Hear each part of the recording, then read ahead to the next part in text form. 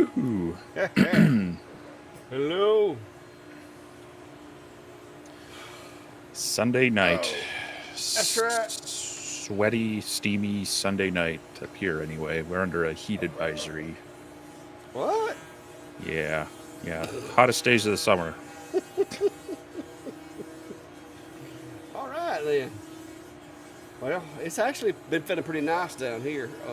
It's supposed to heat back up next week, but we've been Mm. in like the mid 80s here this week, so mid to upper 80s, I think. But I think we got the mid 90s coming back next week, so we'll see how it gets. Well, we have we've got the weather today and tomorrow, and then tomorrow evening a cold front moves through, which is supposed to bring some plausibly nasty storms. We're talking a lot of wind, a lot of hail. So I'm going to be hoping nothing happens in my neck of the woods. But then after that, Yeah. it should chill out, and I get back out to the primary shop. Yes, sir. All right. Well, hello everybody.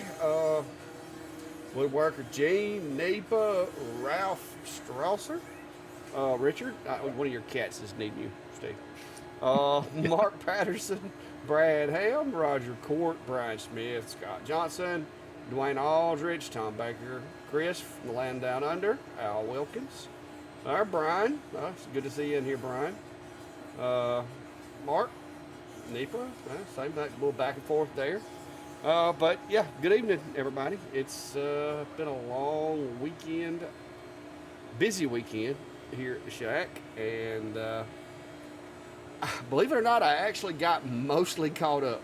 Now it has about killed me, but I have gotten mostly caught up. And I would show you the pile of stove covers over there, but you can't see it on this camera. And I'm letting my CNC finish uh, surfacing itself. I hadn't surfaced it since right after I first got it, so I decided to surface it a little bit today. So I'm knocking about a half a millimeter off of her, uh, getting it back flat like it's supposed to be. I mean, if only a half a millimeter gets you clean, you're doing pretty good. Yeah, well, it's there's a few little miscalculation marks on there. Yeah. You know how those are, but Oh yeah. but I, it, it I've gets got me a it gets me back flat. I've got a nice quarter-inch deep circle in mine from a we'll call it a miscalculation. Yeah, yeah. Mine somehow, I've got one that was like literally like a half a millimeter from cutting through one of the tracks in the Mm-hmm. bottom of it. Uh, it was somehow, some way, somebody forgot to set the z-axis, and man, that GD bit just went, yeah, and I'm talking like it went through.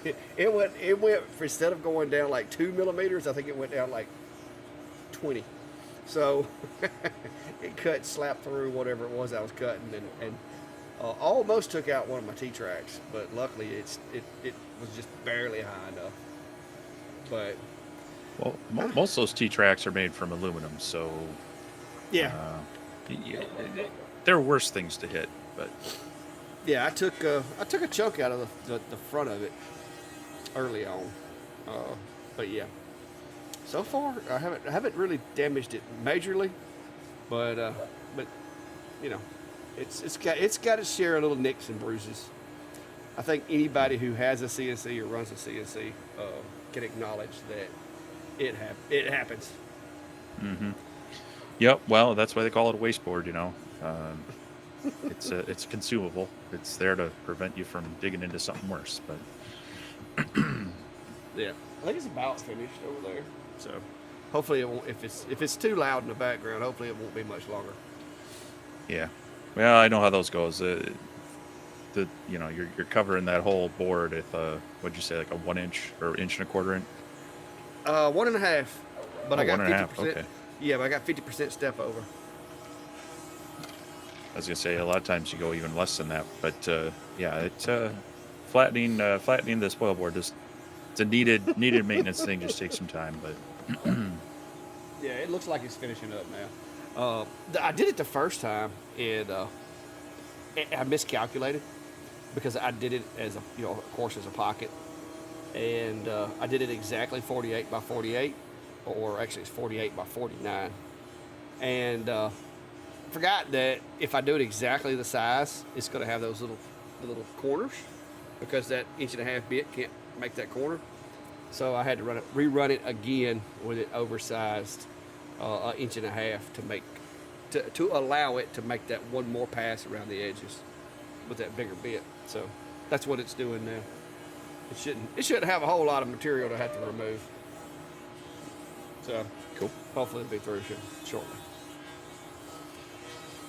But yeah, I'm just glad to have her uncovered, because I've had stuff stacked on top of her and everything else. But I had a job I had to do today, so I had to uncover it. Well, I I hate to be the bearer of bad news, Uh-oh. but it would appear the same bug we were having last week with chat comments from my channel are here again this week. So I don't know what Gosh. Restream has done, but Yeah, they're it not looks like playing nice. we may have to swap over, because this is getting. Yeah. I understand that there might have been a few bugs the first week, but they should have already had that fixed by now. Yep. So So you're not your comments aren't coming through. yeah. So everyone on my channel, appreciate you being there. I will keep an eye on chat, and we just won't have them appearing on screen tonight. So Yeah. Oh. Oh, look at there. yay, it's done. Yep, sir. But so yeah, you've been busy. You've been busy this weekend. You've been cleaning off Oh your yeah. spoil board there. I've been. What are you? Oh, you're moving your camera around. Yeah. Because I know on. Ooh, it's Okay, that's upside down. upside down. I know on your what was it? Was it on a? You'd shared the stack somewhere, didn't you? One of your little updates or something. Stack. Oh yeah, I put a picture somewhere. So that's just my failed attempt to highlight that we're on other social medias such as Instagram and Facebook and others. We do occasionally, when we think about it, share behind the scenes clips and footage and pictures. So Yeah. always check the links in our descriptions of these channels as well as our videos. We try to put them out there. Looks like But the yeah, you've got quite a stack there. Yeah, I've got 8 completely ready to go. So at my current pricing, that would be $800 in the past 2 days in stove covers. I got some other stuff too, small jobs done, but for the most part, yeah, I'm about caught up. Cool. I've got 2 more jobs that I've had kind of on delay, that I've been doing the design work on, that I've got to get done. One of them I'm waiting on names, because it was a thing for a beauty contest, and they just had the beauty contest, I think, this past weekend. So I'm gonna be getting the names for that, and the other one is for a barbecue competition, and I've just been waiting. To be honest with you, trying to figure out exactly how the thing's going to look, what kind of wood do I want to use, and that kind of thing. So that project, hopefully, I'm going to try to get those done in the next 2 weeks, and be completely done with that. But I've got this little. This is the file here, but I'm going to do some tweaking to it. It's just it's a picture for, like, the ladies just doing this beauty contest or whatever that they want. But I've got some new material that I'm fixing to start using. This is my old Luan, and I've got some new stuff that I am loving, that I'm gonna be using for this, because it's a lot glossier, a lot sturdier, and it just looks awesome. So, Cool. yeah, I'll show you the material. I'm getting ready to do a video with it. It's a little more. It's a little more stubborn when you're cutting it, but this is like, I just spray painted this after I got through doing it. The bottom, I actually put nothing on that. It's a pre-finished 1/4 inch plywood, it's a lot more solid than what I traditionally use. So I'm gonna be using it to do those little picture frames. And the cool part about it is with it being one of those that's like it's pre-sealed when you get it. All you have to do is I sprayed this with some alcohol and wiped it off, and there's no like no burning or no kind of stain or anything like that from the engrave. And you can see there's it's very shiny and easy to clean up. So Yeah, I've used pre-finished plywood in a few different applications. The only I guess my only concern would be is if I'm having to glue them up, yeah, because that's going to yeah, like, limit your limit yeah. the amount of how much the glue grabs into the fibers there. You'd have to make sure you have something that's going to be able to adhere to that. But Well, lucky for me, one side is finished, the other side is not. So, that's nice. Yeah. so if you are gluing it together, you're gonna get some pretty good adhesion on the one side at least. Uh, and but you just have to remember that when you're placing the material, because I did do one test. I actually engraved the unfinished side instead of the finished side, and Hmm. I was like, man, why is this not cleaning up like it usually does? And then I realized it. But yeah, but it looks like I said, and the cool thing is you just wipe it off with some Windex or whatever, and it's nice and clean, no soot. So it's so far I'm liking the new material. So Cool. Yeah, and that's the stuff you got from that kind of regional hardwood dealer in your area. yeah, it's rugby. One I talked about. I think I talked about it last week. But yeah, but it engraves nice and dark, but you have to make sure to get enough power because see that coating. Hmm. If you start try to be too soft with it, you'll leave that coating on there. So you have to pour the power to it a little bit. Uh, that was done with the A70. That's with the X40. And this one was with the MK2, but this is the one where I engraved the wrong side. That's the shiny side. Now, So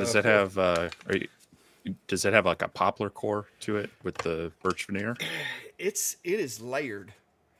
Uh, like I thought it was going to be an MDF, but it's a veneered plywood. I haven't took a pocket knife and pulled it apart yet because it's like it's really strong.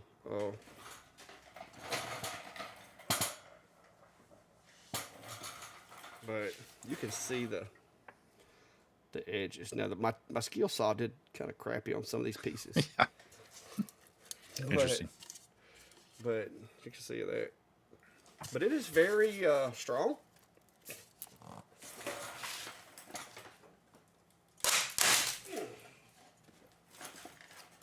So when you do finally break it, it doesn't want to come apart. So Hmm. it's rather resilient, but it's very well glued once you do. Like I said, now it takes a pretty good bit of force. That took about all of my 225 pounds to snap that. So it's very rugged, and I don't know exactly what kind of wood's in the middle. It almost looks like it's got like an oak center. I'm not sure, but it's supposedly a birch veneer. So, but it works pretty well.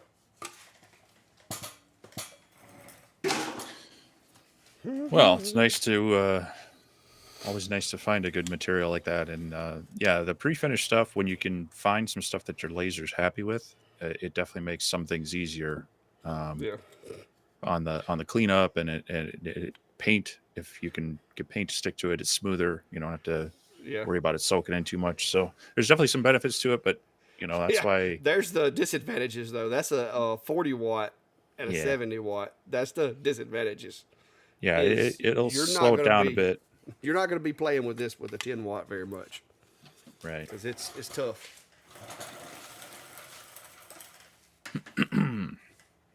Yeah, I might have to make it a visit to my local lumber yard here. That But it they makes might some have something pretty similar to that. cool. Makes some pretty cool little decorative things though. Mm-hmm. The backside's non-finished, so it's working out so far so well. So, uh, I've just got to, I just got to get those done, and I've got like 15 more sheets of that stuff that I didn't have room in my temporary storage over here. So I've still got them in the 4x8 propped up over my door. But yeah. Cool.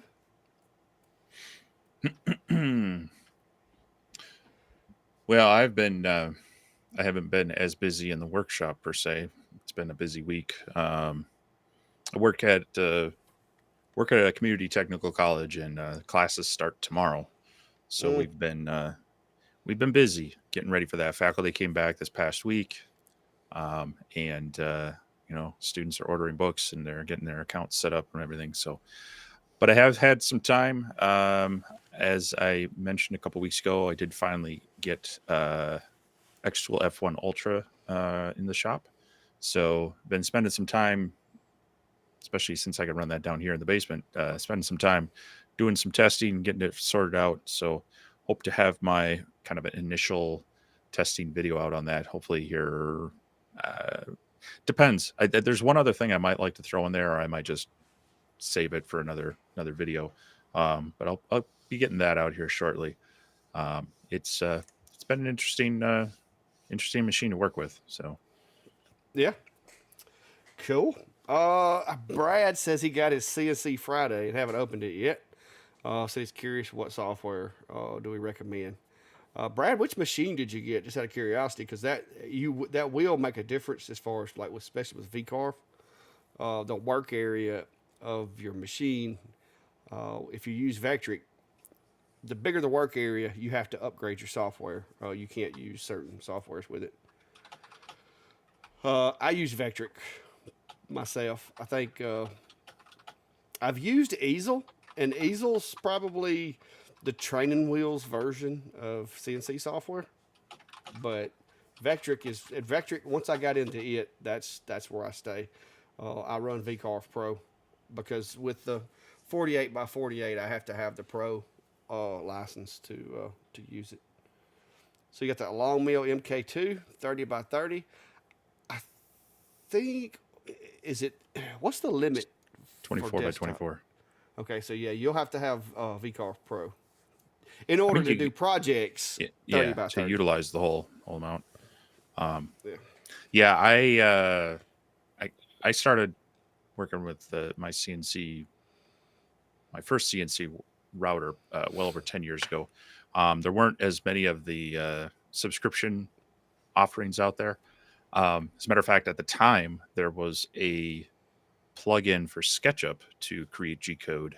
It's long been since no longer supported, but at the time there, I was using it wasn't VCarve Pro, it was Cut 2D from Vectric, and used that and kind of just you grow up on a software. It's hard to change. So I've been a Vectric user from the very beginning on my CNC journey. Um, so that's the one I tend to go to. It is a little more expensive on the upfront, but it's buy it once, and unless you want to upgrade to later versions, you have it in perpetuity.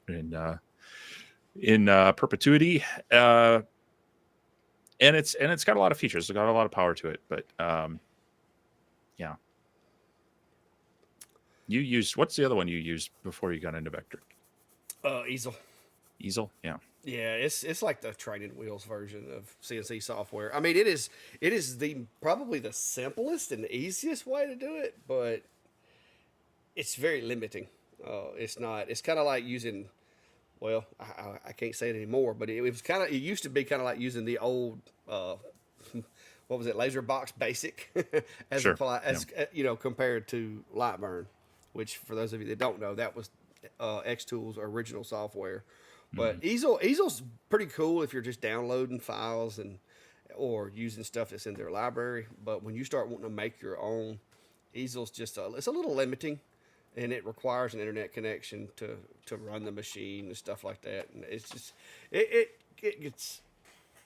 I graduated from it rather quick, but at the time I was trying different softwares to see which one I liked the best. Yeah, Mark, I will I tell you.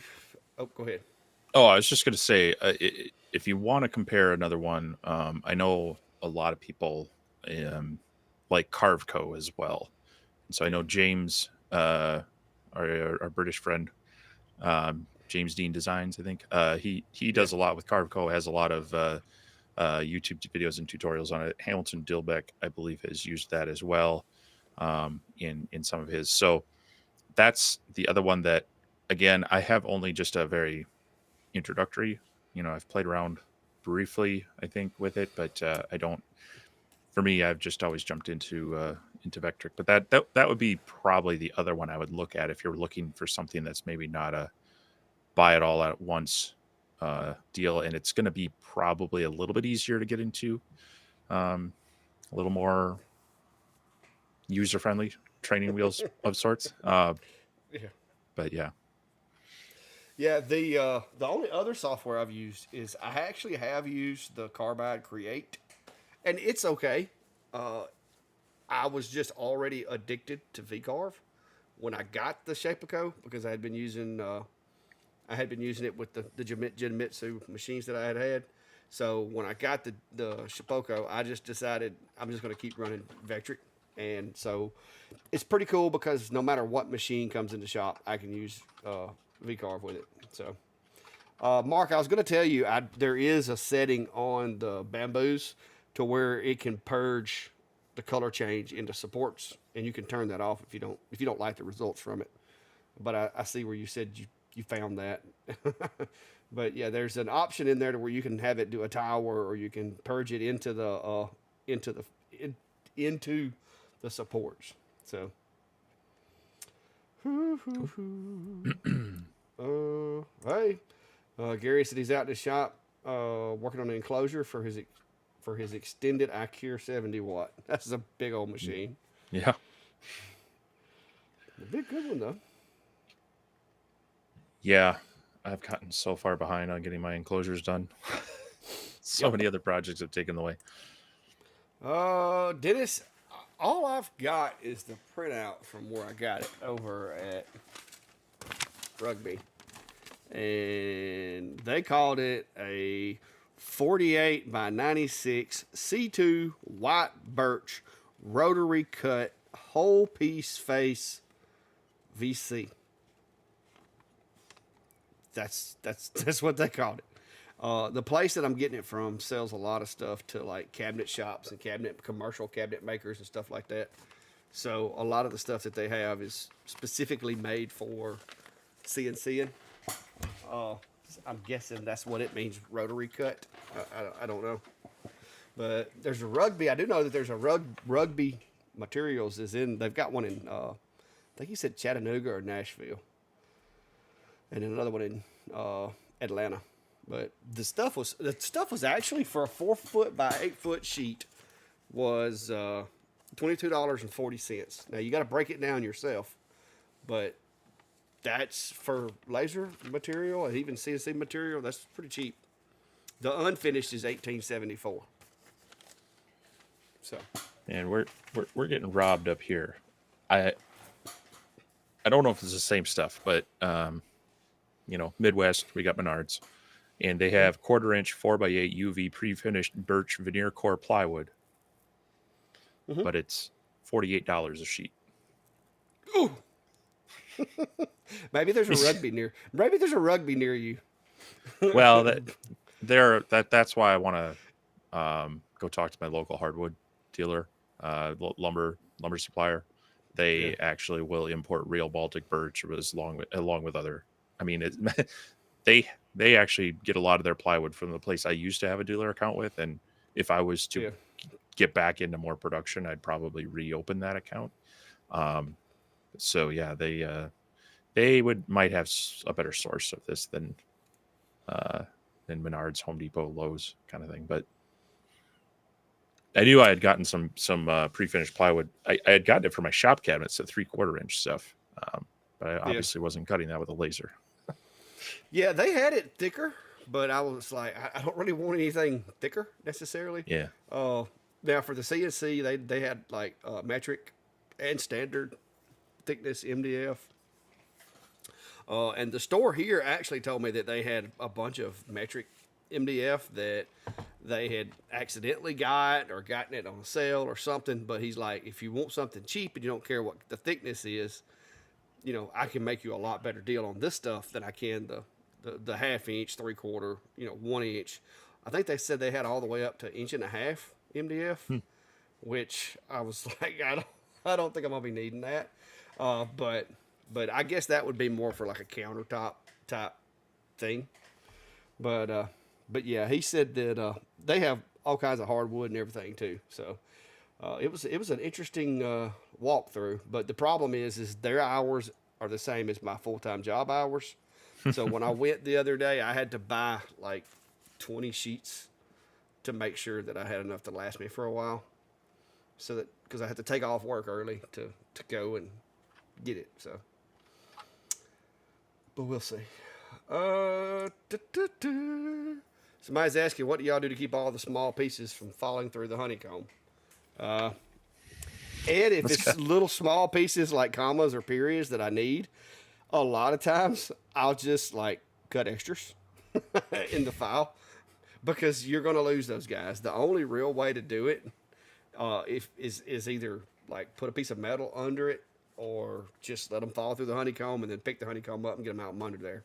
But if your honeycomb is anything like mine, generally once they fall under there, they kind of get lost in the mix because I got all kinds of other crud under there. But my recommendation is if you know it's like a period or a comma that you're going to need, just like copy it out and throw some in some of the wasted space on your material. And that way, if some of them do fall through, maybe one or two of them won't, and you'll have what you need. That's generally what I do. How about you, Steve? Any other recommendations? No, don't cut them that small. No, if I'm cutting items that small and I think they might fall through, I will try to clean, clean out underneath there. That way, if it does fall through, it's easier to find. Or as you said, I've just gone back and I'll recut that piece standalone sometimes if I've lost it. Yeah, it's tough.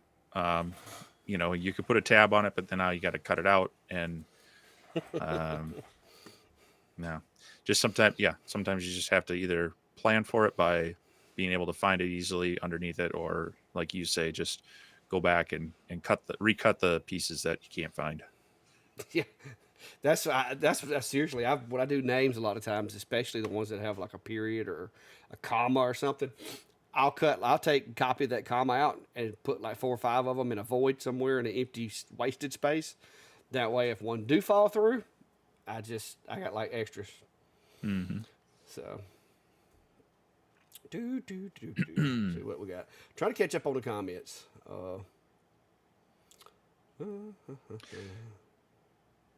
Yeah, I've seen a couple of what was it? I think the new Creality Falcon has an actual pull-out tray that's underneath the honeycomb, So does the Acer. and it's the Acer. Yeah, so I mean, some of them are starting to think of that. It makes it easier to clean it up, and also if you lose those parts, it makes it gives you an option there. The only thing that Asmer kind of dropped the ball on is they screwed the honeycomb to the crumb tray Ah, instead of magnets or something, which is good for indexing, using it to index. But I'm not certain how much that's gonna. It's kind of a small whole honeycomb, so there may not be a problem with stuff getting underneath it. But I'm afraid there may be like little pieces getting stuck in there or whatever. So I've been testing it, and I'm gonna wait and see if that becomes a problem or not. But so far, haven't seen it being a problem. But I'm a little leery of that. yeah.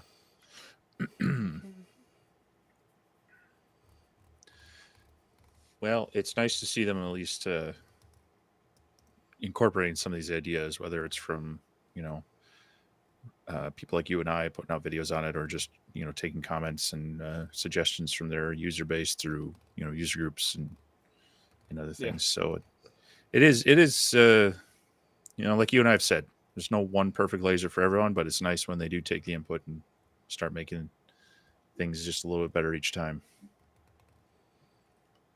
Yeah. Yeah, Mark, that I haven't played around with the different purge options on that, which I haven't been using mine, to be honest with you, to do a lot of color stuff, just because that's not really something I do a lot of. Uh, but it is neat that they offer you different options of whether to put it on the infill, use it in the supports, do a tower, or a lot. I've seen a lot of people that do like these weird little like fidget spinners or whatever out of, Mm-hmm. it's basically it's an object that you use to clean the old material out when you do a swap. So that's pretty neat. And then you wind up with this like multicolored little fidget spinner or whatever. But I haven't played with that. I've everything I've done so far has been mostly uh, single color. When I have had a color swap, I just let it purge it into the little poop tray and went from there. So yeah, Sharon brought up an idea. Oh, my bad. You could put a piece of clear acrylic or a piece of glass under there to keep it from falling. Might scorch it a little bit, but it might work. Yeah, yeah. I mean that. Yeah, if you don't have a gap there, you could end up with more, Yeah, the vaporization on the bottom side that creates more cleanup. But there's always different things to try to work with it. But sometimes there's just no way around them. If they're that yeah. small of a piece, you risk them falling out. So, uh, Dark Forest made was mentioning they got I believe it was like a storage auction that had some equipment, X tool equipment, and such in there. Sounds like they also had 100 pieces of 12 by 24 Hmm. basswood, and so I mean that in and of Somebody made itself out is good on pretty that storage valuable. building. Yeah, because those that size, those are probably easily $10+ retail for those sheets. So Yeah, that could be $1,000 of material just there. So if it's what I'm thinking of, um, anytime you can get cheap material, whether it's even just for testing and prototyping, or hopefully something you can use in in production of gifts or product. I yeah, Now there's a fine line between getting good deals and becoming a material hoarder. Um, yeah. Says the Good thing guy I'm that not has in my like all shop right kinds now. of Yeah, wood behind him. Yeah. I know. It's a good thing I'm not in my main workshop right Well, now. I've hidden most of my wood is actually hid behind that stairwell right there. But I do have quite a bit propped up against the wall over there, also by that Hmm. front door. See those big sheets of plywood over there? so, so yeah. Hey, you try to minimize trips to the store because that gas of driving back and forth to the store, it's just an added expense. So Well, and sometimes I get extra. as you kind of get a feel for the material you're going to be using, um, now in lasers it's a little bit different. It tends to be more Oh, machined, manufactured type stuff. But even in CNCs and woodworking, you'll get the deal of I've had it, whether it's the woodworker has passed away and the spouse or the children are needing to uh, get rid of a bunch of material, or sometimes it's just simply they're moving and they're like, hey, I know this is worth more, but I got to clean this out. You can find some deals if you're willing to, if it's useful to you and you're willing to store it. Um, so that's one thing I keep an eye on Facebook Marketplace and other for. But yeah, it quickly fall into the material hoarding. yeah, I did find this piece of acrylic too. uh, it's good. It's actually Lexan. It's ridiculously thick. It's about 18 millimeters. Yeah, a little over half an inch. So, yeah, it's probably like 5/8, but it's a little dirty. but got this for the CNC. But yeah, it's Lexan that I managed to get my hands on. Cool.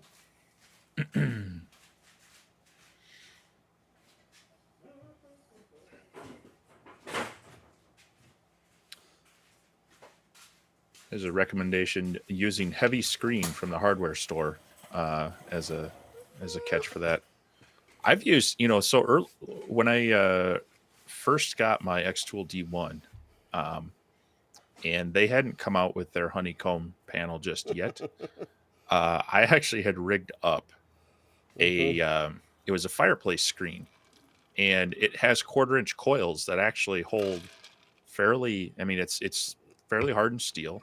It doesn't really deform too much, and so if you kind of stretch it out over like a piece of sheet metal, it gives you a nice, fairly stable surface that doesn't have a lot of flashback to it. So now it was a bit of work, and the nice thing is if you go to if you got a local fireplace installer, a lot of times they've got some rejects or some recycled stuff. They're like, yeah, just go ahead and take it.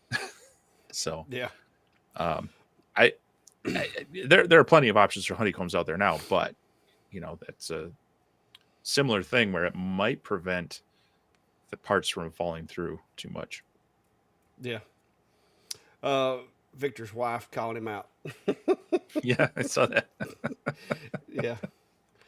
Uh, yeah. Dark Forest. I think who somebody was asking about the auction. Dark Forest actually bid on I guess it was just a coincidence on like a storage auction. Where they have a storage box or whatever. They haven't paid on it in a long time, and basically you bid. I'm guessing this is what it was. You bid on it before they even open it. And then they opened it, and Well, lo and behold, it's slapped full of laser stuff. Somebody I running a think laser business out of it. the way most of those go is that they'll share some pictures and they might have like a preview where, well, they'll open the door, but they won't let you go in. So you can kind of see like, oh, it looks like maybe there's a safe, maybe there's a box labeled this, maybe there's a PS5 box that is Yeah, probably holding crayons or something. But I think you get a preview to see what might be in there, but you don't get to actually like look through it, get your hands on it and such. That's how I think most of them around yeah. here have gone that I've I've seen. never But been to one. After seeing what he got out of that one, it makes me want to. But if you're into flipping stuff, a lot of people will, but the problem is you got to clean it out. You got to take the junk with everything else. yeah, and you got to have They somewhere to give put you. it all. Well, you got to have somewhere And to put it all. You might end up having to yeah, pay to dispose of half of it too. But yeah, and I don't have any room, so there's that. sure you do. Uh, Just pile it on that square box back there behind you with that weird thing that moves around and makes noise. dude, I just got that cleaned off. I had that 4040 Pro sitting up there, and I've been doing stuff with it. I've been having fun with it, but to do the job that I had to do today, I was like, "There's no way I'm doing this with a 400 by 400," because I had to cut out this H, and it's huge. Cause like this is a piece of 3/4 MDF, so so this would have took a minute on the 4040. But this is the other part to it, and as you can see, that finished material. I mean, it really, really looks glossy when you spray. That's just some I mean, not Krylon, Rust-Oleum, but Hmm. it really looks glossy. So there we go. But this is the other part of that.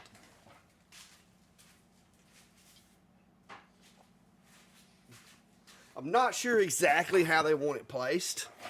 She sent me a picture of a different letter, so I'm just going to give her some adhesive and just be like, okay, where do you want it? Right here? Okay, yeah. There we go. So, Yeah. because the letter she showed me was an S, and it was in the center of the S. But I'm like, if I put that in the center of the H, it's going to look like two eyes. So, so we're gonna have to discuss that.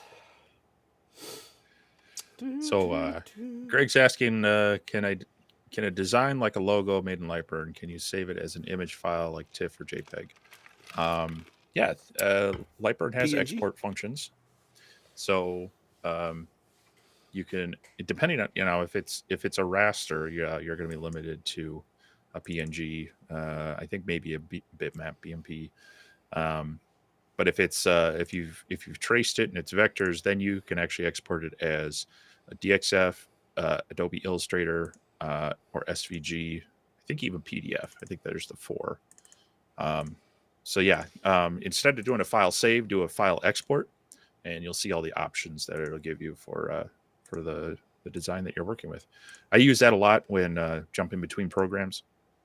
As a matter of fact, sometimes Lightburn will import an SVG a lot better than, say, X2 XCS, and others. So I might bring it into Lightburn, make a few changes, then re-export it from there, because I've had pretty good luck exporting as SVG from Lightburn then into XCS.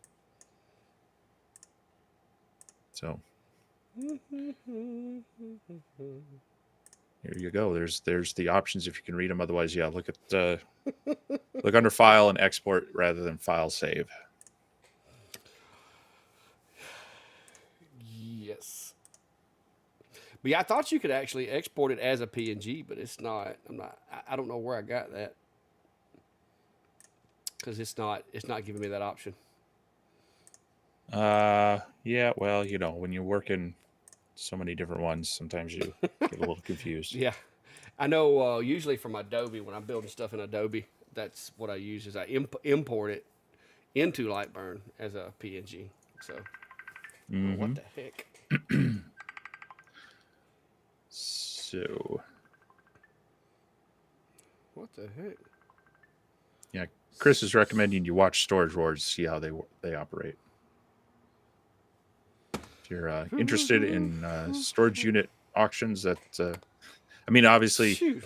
that's going to be a little bit. They're gonna add a bit of drama to it, but the Yeah, the, the basic well, idea is there. I don't get a lot of time to watch a lot of stuff. I mean, I watch this weird guy called Ventari's Workshop I on mean, if you got YouTube time to every now watch and then. that, you got time. Uh, but other than that, and occasionally maybe some, Louisiana Hobby guy or uh, some of the other guys. I mean, that's about all I watch. I And mean, usually I'm not really watching as much as I'm listening. I No, hear no offense, I hear but that one guy hasn't really posted anything in the past week and a half, so I don't know what you've been watching. yeah. Well, I usually put these earbuds right here in. These are my ISOs. I used to wear the big ISOs, but then I found these guys, and these guys are much more comfortable, uh, especially when I run them around the shop here. Yeah. And so I listen to these and listen to y'all guys. I listen like the Laser Makers, Ram, and all them, and Steve Makes Everything, and all those guys. I'll be in here working with these earbuds in, because you never know when one of you guys may like say something about me, and I have to come over here and defend myself or whatever. That happens. That happens a lot. So I've got these, Yeah. and if I'm really trying to muffle out the background noise, I got those. But Yeah, those are good. I actually need to replace mine, both my earbuds and my over the ear ones from IsoTunes. I've had them for a number of years, and because they actually have a decibel reduction rating as opposed to just active noise canceling. yeah, Um, but I've got, not to get into too sales pitch, but I've gotten into the Raycon earbuds recently, the yeah, past year. Actually, these headphones are the same there too. And that's what I'm usually, same thing. I usually got those on and either a live stream or trying to catch up on other people's videos. And sometimes, have to pause what I'm doing and hop in chat too. But it's easy to, like you yeah. say, it's more listening than watching sometimes. Well, I've got two monitors here, and then I could actually cast to that one over there also. But I put these buds in, and I'll be listening. It's like Steve and Rick and them over. They'll be like, they said the other day it was kind of like Beetlejuice. If you say my name 3 times, I'll appear or whatever. because Yeah. because they'll say something and I'll hear it and I'll look over here and then Well, they'll is that why I'll you're come you're over. name dropping everybody here? You're just trying to get the viewer stats up on it. You can bring them in, mention them 3 times, and they'll start popping into our chat. No, but that's like I said, that's about all I watch. And usually, like I said, I'm not really watching. I'm listening while I'm doing other stuff. Yeah. Uh, Even sometimes I'll be like listening to them while I'm making videos, and I'll just hit pause and take my earbuds out and do the next section of video. But Mhm. yeah. Robert's wanting to know: does anybody know anything about why a fiber laser would frame but not mark? Yeah, a fiber you definitely want to check to make sure you're focused. But another thing is just if you're running Lightburn, is make sure the output is actually clicked, because especially in the power and speed settings here lately, after one of the updates that they did, a lot of my speed and power tests, some of the layers were not set to output for some reason. So I I don't know who actually can barely hear me, but everybody else says they can hear me fine. So I don't. Maybe it's well, no, both of them are listening on YouTube. I don't know. I don't know what it is. Maybe YouTube's just yanking my chain, because some folks are saying they hear me fine. actually had opposite um, issue today. I was working on a multi-layered SVG, and somehow there were double lines on there. And so when I went into the detail, there was so many objects that it was really messing things up, because it was going to basically blank out my entire design that I was going to engrave. But yeah, double checking all of those. I've had that, or and sometimes the same thing is you'll have an artifact item. You'll wonder why it's framing so much bigger. You can sometimes have an object that you didn't realize didn't get deleted, or it might be hidden, but it's still part of it. So definitely good to check your layers and all your settings on things like that. Yeah.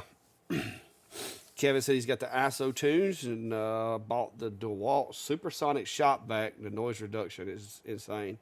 I don't have the only DeWalt I have is my dust collector for my sander, and it's not all that quiet, but it's awesome because it's the one that's made for the sander, and it like shakes the filters and cleans them. I mean, it's very nice.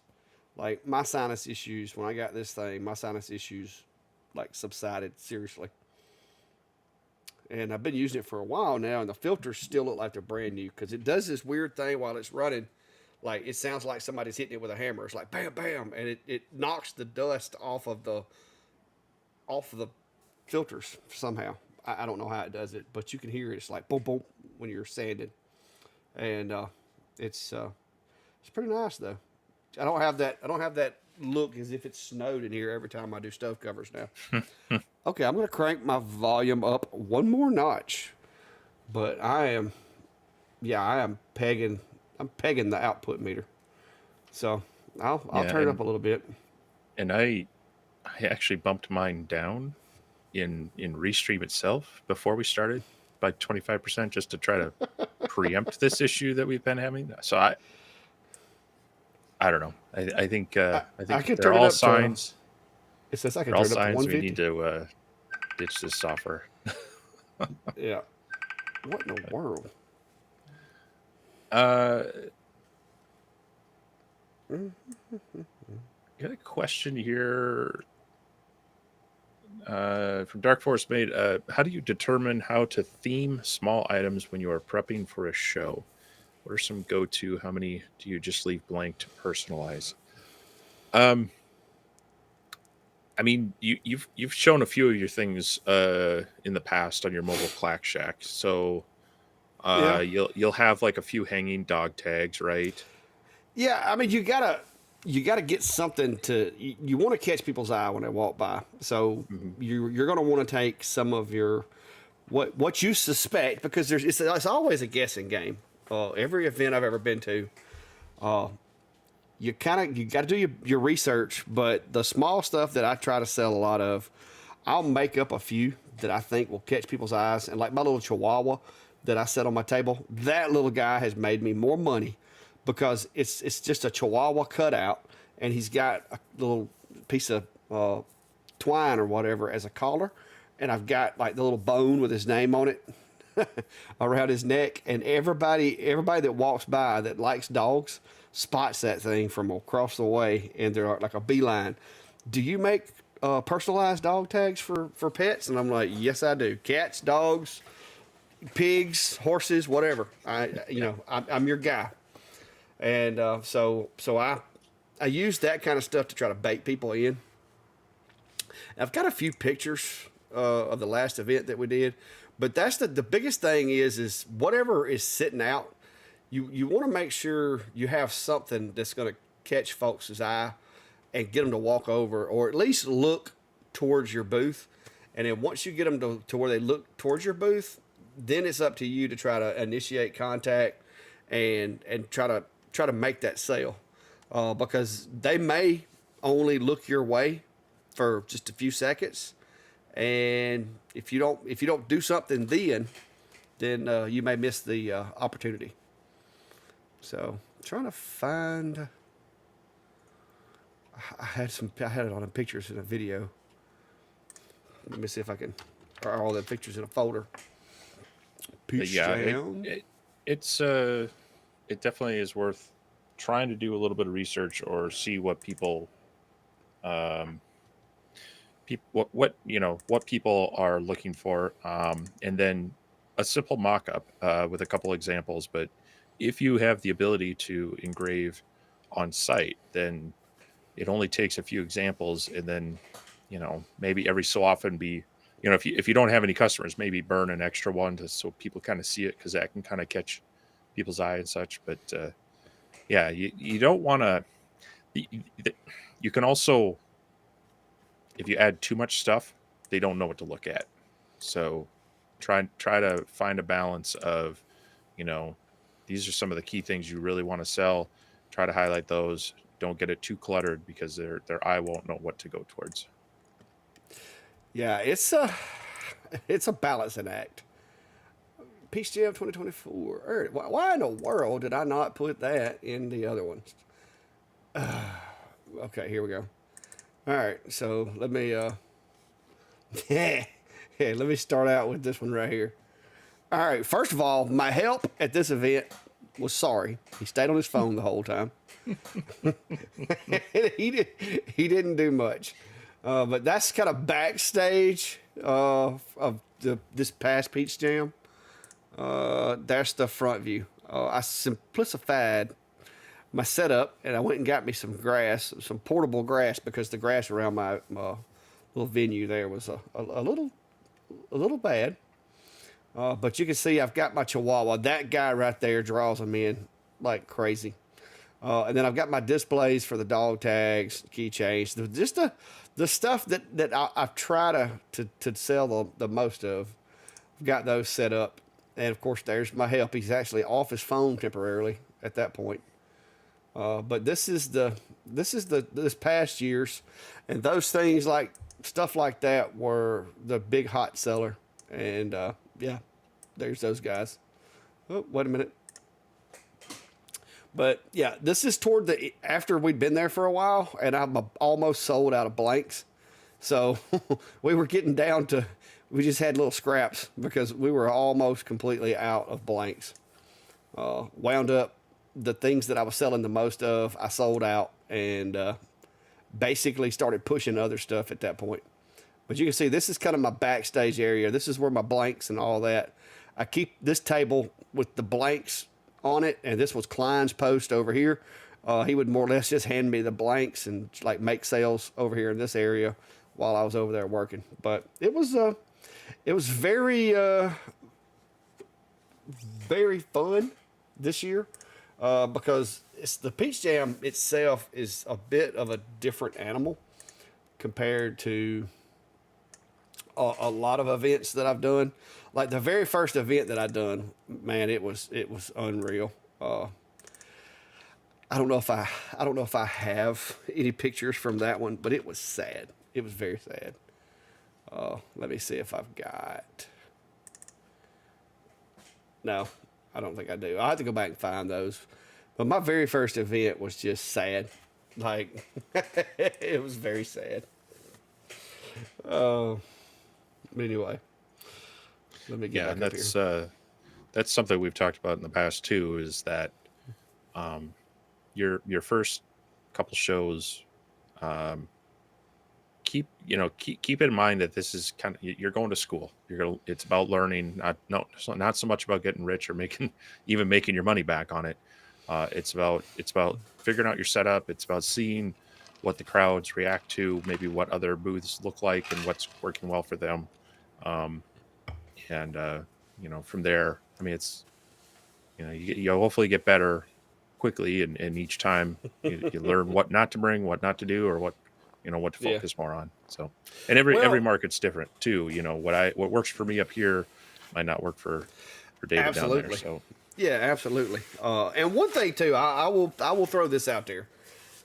A lot of people, and it's nothing. There's nothing wrong with it. It's the people's personalities are different. A lot of people and I did a video. I need to go to an event that I'm not at. That's not here local, so people don't get mad at me.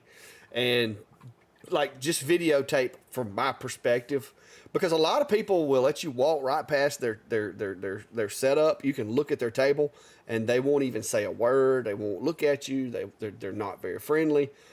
Those people they're gonna have to come back and learn and learn and learn. But yeah, the first time that I ever did an event, I don't think I made a sale. I'm gonna be honest with you. It was for the local arts council. They hit me up. It was very last minute. All I had was a few cutting boards and like some. I think I had some Christmas ornaments and stuff. And I don't think I sold anything. But the one thing that I did do is I got to see the other people that came and set up at the event and how they had their stuff set up, and how things went for them, and what things I needed to bring to kind of make my booth look better and stuff like that.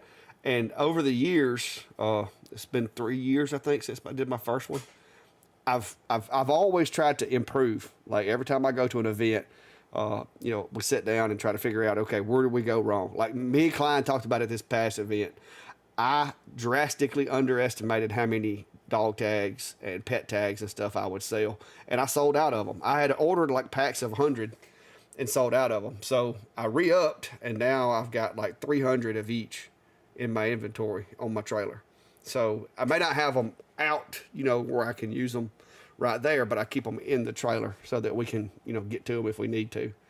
But that was a surprise for me. I've never ran out of inventory to engrave. From my first event where I didn't sell anything, I was just giving away stuff to kids, to the last one that I did where I actually was able to pay Klein for helping me. I bought our lunch. I was able to pay for my gas, my entry fee, and still had a little money left over. So that's, like you said, don't go into these things thinking you're going to make a killing, because you're not, especially not your first couple. Those are going to be training.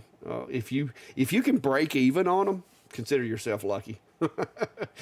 Just have fun and learn. That's what I've had to do.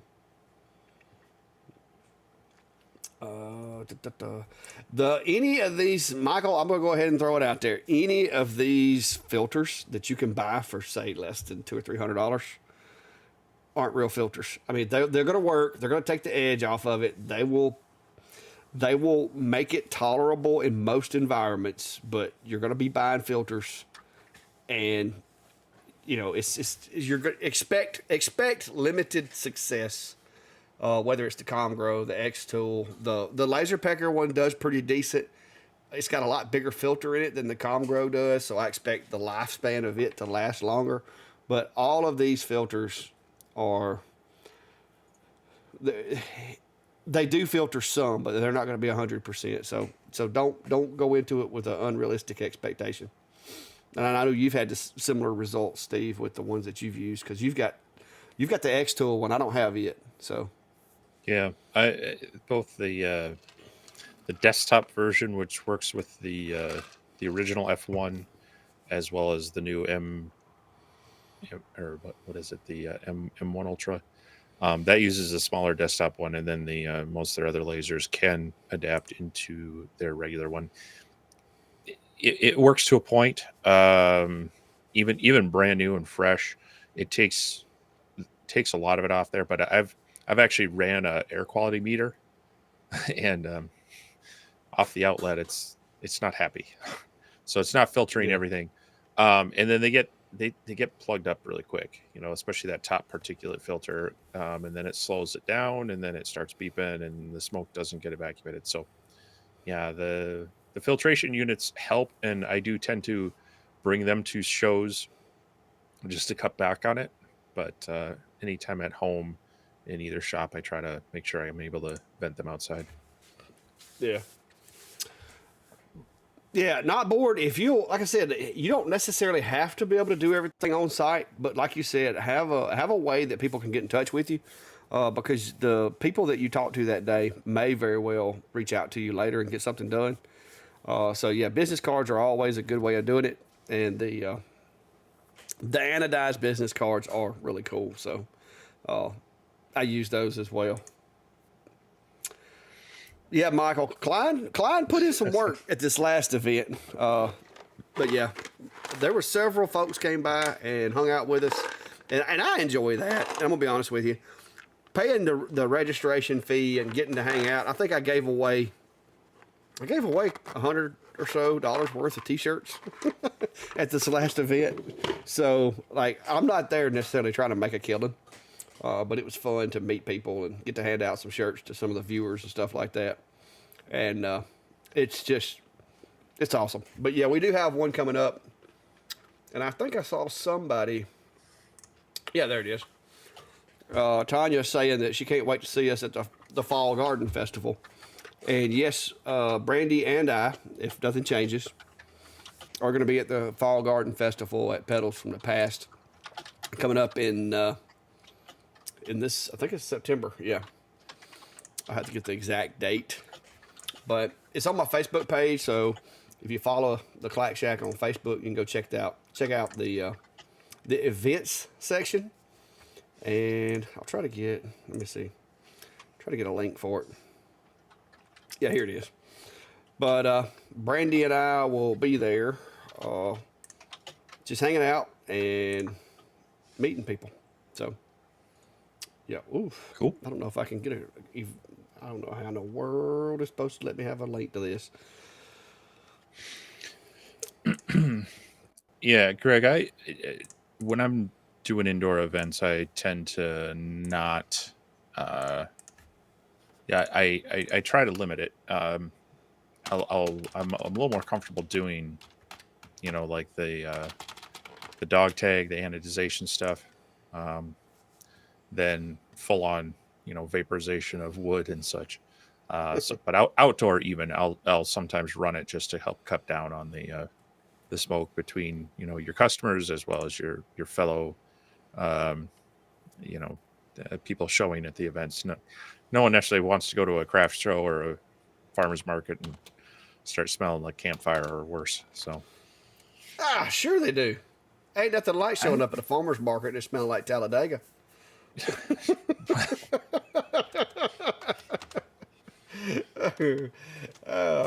Yeah, but yeah, I usually try to get myself back away from everybody, to where I'm not messing with them. I don't do as much wood, but I will cut some wood now. and That's why I that's got the old A24 there. yeah, and that's the thing to try to make sure if you're doing it, keep that visual. Uh, Make sure there's really no. I mean, it's cool to let people see the laser working, but you also have to balance that out with making sure that there's no chance for any direct or reflected light, because that, even if it doesn't do any actual harm, it can open up you to some people who think you did some harm, and then Yeah. you're then you get to test your business insurance sometimes. Yeah. Jeffrey, yes, I live very close to Cog Hill. Jason and Brooke actually live relatively close. So,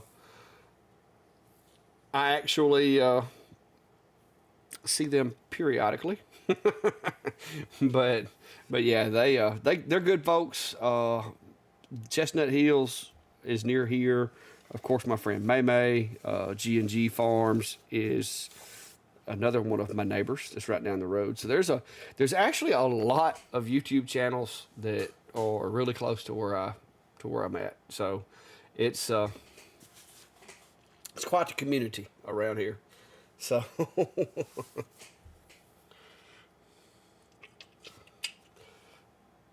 Greg, I usually put most everything on YouTube that I can. Sometimes pictures get put on Facebook or Instagram more so than YouTube. But I've tried to use the post, where you can post photos on YouTube. I've tried to use it a little bit more, but I'm terrible at that sometimes. Yeah, me too. Up north knowledge, they said, we went to an outdoor event, paid extra for power, and the next event they said the power extra was only for lights and not for customization. The only thing we were running was a hat press. Yeah, a lot of times, like I said, luckily where I'm at, most every event I either have access to like a plug that I can use, or I'm able to use my little generator. I've got a wind inverted generator. It's like 1,000 watt generator that's really, really quiet. And I've got a long extension cord where I can put it, out of the way or get it away from everybody. And so I'm lucky on that. Steve has that cool little rechargeable battery box that I really need to get one of, but I haven't yet. I'm hoping that maybe this next year before Peach Jam, I'm hoping to get me one of those. And what I want to do is I want to have that as well as the generator, but kind of have that as, to where the generator basically is just going to provide power to that thing and charge it. I use a UPS on my portable shack and it works pretty well. But as I keep adding things, whether it's a fan or, a charger for this or the F1 and the Atom stack and then extra fans, extra lights, it's getting to the point to where I need a little bit more reserve power so that that generator can, as I peak and use a lot of power, then the generator could charge that thing back up slowly after it was over with, or maybe even the solar panels. So we're going to look at that this coming up year, adding that to the portable shack. But I know Steve likes his. Yeah, I have mine. I'm actually going to be testing another one along with taking the LP5 portable here. Hopefully, maybe even, later this weekend. And I'll try to, I want to try to show what to look for in them. I also bought a kind of one of those plug-in watt meter deals. So I want to use that to show a few different machines and their power draw. Um, Unfortunately, with a heat press, those tend to be a little higher power, higher wattage. So you know you could run it, but if you keep that heat press powered on and drawing it, depending, maybe I'll plug mine in and see really what it's actually drawing. But yeah, that can be an option, especially if you're at an outdoor event and can get some distance from some of those things. But it is kind of hit or miss. I would imagine, some of these event coordinators, they've provided some power, and then all of a sudden you get a few people with a high power draw, things can ruin it because the venue all of a sudden realizes like we really got a huge electric bill this time, and so I mean I can understand that on both, but Yeah. it's Well, definitely something to worse than that if everybody requests it and you don't have the infrastructure to support it. right. You know. Yeah, whereas So lights, it's with LED lights these days, it's pretty low draw. They can provide that, but definitely something to think of is being able to provide your own power in any scenario, just so that you're not relying on it. yeah. Gray, I've tried the borax thing, and all the borax to me, all that really does is it causes it to create a lot of black soot. And if you don't immediately take and spray that with some clear coat or something to stick it into the engrave, it just creates a mess. It'll just like literally you can hit it with an air hose and the black goes away. I used it maybe 2 or 3 times testing it, and then I tried to use it on a project. It turned my wood colors and made it like have this weird like tint to it, and I haven't used it since, and that's been about 2.5, 3 years ago. So I don't use it. I use focus, speed, and power to get the dark that I want. If I can't get it as dark as I want it doing that, I mask it and backfill it with paint. That's your options, in my opinion. So what say you about that there, Steve? Yeah, pretty much the same. I I unless you can conceal it right away and you don't have any, like that overburn kind of vaporization stuff marking on the edges to clean up, it's okay. But I just it's a step I don't like to mess with. Like you say, if I need a really dark contrast like that, I'll either change the material or mask it and paint it. Yeah. Cool. Yeah, if you were coming up at 65 through Alabama, you were actually pretty close to where I am. Greg said he still hasn't ordered an A1, but close. Which filament will be good for small, lightweight photography parts if I learn to design what I'm thinking of? It depends on where you're going to be using them. I used some PLA on a cover for my boat for my depth finder. It got hot the other day and it reformed itself. So if it's going to be outside where it might get in the sun, I would definitely recommend some not using PLA. Was it PETG or Well, ABS one? yeah, I mean there are some advanced types of PLA. PETG would be a little bit better, but I mean that being said, my wife's always asked me like, hey, I got this little thing. Can you print it out for my camera? And for the most part, I mean, she'll take them outside and go on hikes with it. Unless it's really sitting in direct sunlight for a long time, really warming up, they seem to be okay. And you know Yeah. what? In the off chance that they've broken, I just print another one. Print another So one. Yeah. uh, without jumping into an enclosed type of a printer and printing an ABS, I've been pretty happy with most parts. Now, if I was printing something that's going to sit in my car in the sunlight, that would be something different. But parts that like you're probably in and out of a camera bag, in and out of the house, um, yeah, you'll be okay with a lot of the easier filaments. Yeah. PLA, I think, is the most forgiving medium to use. Oh yeah, definitely. It's kind of the easy get started one, but it's got its limitations. Yeah. Yeah, Ralph, I could make stuff if I wanted, but to be honest with you, a lot of times by the time you go through the trouble of making this and making that, it's just as convenient and just as useful sometimes for me to just buy it. Uh, like I said, I've got inverters. I've got an inverter in my truck and all this, but it's just one of those things that, until I get my hybrid F-150, I'm limited on power. Now, I do plan on one day upgrading to the hybrid F-150 if I can ever get it to where they're affordable. Because that thing basically has 7,000 volts of electricity on board, and it'll crank up and run like a generator at wheel. So that's one of these days, maybe I can get one. I will never be able to go fully electric here where I live because I would be stranded if I wasn't careful. But I do like the hybrid F-150s and the fact that you can literally power an RV with your truck. I think that's pretty cool. So one of these days I'll get me one of those. I mean, I wouldn't say never. I follow battery technology pretty closely over the years, and I think we'll be amazed in say another 10 years what they're able to do. So Yeah, but where I'm at though, being out of power, out of electricity for a week at a time is not really that uncommon. So I wouldn't want to be stranded. So I would definitely have to have a hybrid. I mean, yes, but I mean the storage capacity of the batteries, They are getting and better. the energy density is you know is it's getting up there pretty quickly, and yeah, you still have to be able to feed them, but Yeah.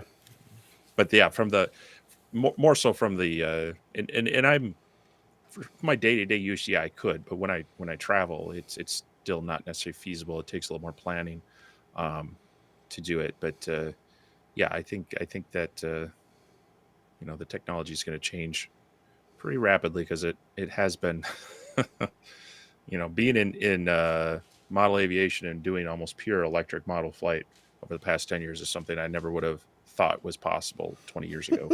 So My my wife says, "Oh my, seriously." That's down the road.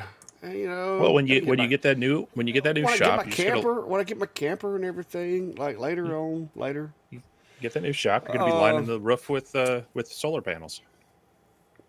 Uh, Mark's asking, when you mask and paint, do you use the laser to cut the masking so you get the exact pattern matching? No, I add extra power to the engrave, and I basically just totally obliterate the masking material until there's nothing left. And just all you got to do is add a little extra power, because if you start trying to cut that material and then weed that out of there with a razor blade or something, you're going to be there all week. But I use either this roll of masks that I have over here, which is basically just transfer paper or transfer tape, or either I use painter's tape. And either way, I just add a little extra oomph to the engrave and send it. And you'll even find sometimes that by having that the glue and the paper and all that, or the tape in there, sometimes you actually will get a little bit darker engrave. Um, yeah, and it also can be good just to prevent the staining. Even if you're not going to paint it. Mm-hmm. So if you've got a like a one of a kind piece and you're not going to be able to like sand it or really use any sort of cleaner on it, that can be a good thing. Just be sure whatever you use, like especially if you're using transfer tape, you want to make sure it's more of the paper based stuff. Some of those can have some nasty stuff in there. You don't want to run the laser through, but most painter's tape um, is generally okay. The green painter's tape works better because it doesn't reflect as much blue. Frog tape, Yep. although there are other brands, but Yeah, the green. If you're gonna get painter's tape to use in your laser shop, though, I would recommend getting green, because like if you're wanting to, just do a real faint line test on something or whatever, you can use the green and you can see it a lot better, and it engraves better with the blue lasers than does the blue. So you don't have to ump up your power as much when you're using it for masking. mhm. Dwayne, cool, good deal. The F1 is a cool portable machine. I like mine. Uh, Portability, especially if you're going to be going around doing stuff like at events and stuff like that. The portability of the F1 is kind of hard to beat. Now the laser pecker, the LP4 and even the LP5 are as portable, but the cone on that LP4 to me is not as well of a design as the F1. So Yeah, and even the even the LP5, depending on the item you're doing, if you have to raise the focus up too far, it also that cone's now up yeah, yay amount. Now they do have the enclosure that's been a little delayed, um, supposed to be but getting one. th- that might be the happy medium because I haven't seen it yet. I don't know how big it is. I don't know how heavy it is, and how much it takes away from the portability. But yeah, that's the thing with the original F1 is that shroud encloses it very well. Doesn't matter where you focus it, unless you're running the tumbler, the rotary accessory, or something that sticks out. It does a really good job of keeping you and anyone around it protected from the light. Yeah, like I said, my little F1, even though it's not the most powerful machine I have, my little F1 is that's my event machine. Yes, I have the Ultra, but in my opinion, the Ultra is not. it's just not portable. It's not made to be hauled around everywhere. It's too expensive. It's got too many things that could get broken, and they didn't put handles on it. So obviously, if they didn't put handles on it, they didn't want you toting it around. So I use my F1. I Yeah, it like is the a little. Ultra, but I like the Ultra sitting where it's sitting. Yeah, yeah, that shroud, it's basically all the way around three sides, so you don't have a lot of area to grab onto that. So Uh, I don't like doing head to heads because to me, each machine is in its own. Like if you ask me, I'll tell you. But as far as doing a video, pitting one machine against the other, because it depends on which perspective you're approaching the video from as to which machine is going to win. So if I go into it as, hey, which machine is more portable?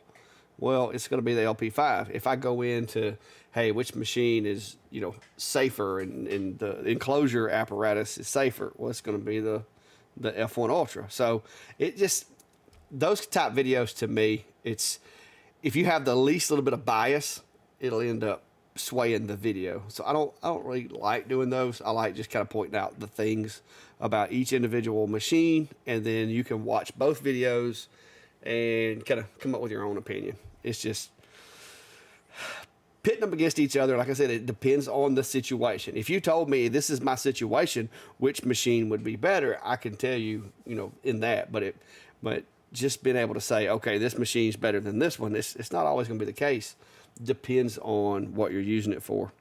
I do not like Laser Pecker's little cone thing as much as I like X Tools up and down sliding cover. But at the same time, the LP5 is much, much more portable than the F1 Ultra. But yeah. that portability comes with a cost, in that the enclosure is not as secure all the time. So, Well, and the interesting thing will be to see. Both of us have been told we'll be getting the enclosure for the LP5. Now that is nice because it's an optional type thing, and it's different than their older enclosures. It doesn't go around the laser. The laser actually bolts on top of it. It adds a camera, adds a lifting mechanism. So it'll be interesting to see how that might change that comparison. So I think, to be fair, we'd want to wait till that is out to really make any real this is better than that in any one way. So yeah. The enclosure that they have looks like it would be like if you were wanting to take it out in places and have it in public, it looks to me like it would be a good upgrade for that machine. But like you said, it's going to be a little while before it's available. I think they told me it would be later in September before it came out. I was trying to find a picture of it. There it is. But this is what it looks like. So it does add a lot more security and ease of use to it, but it's also going to add some weight to it, so it's not going to be as portable. So, but I think it's going to be like I said, it's going to be interesting to see what it looks like when it gets here. Because I do like the machine. I actually don't mind their software as much as I thought I would. Their software is kind of like XCS. I mean, it's kind of growing on me. Yep.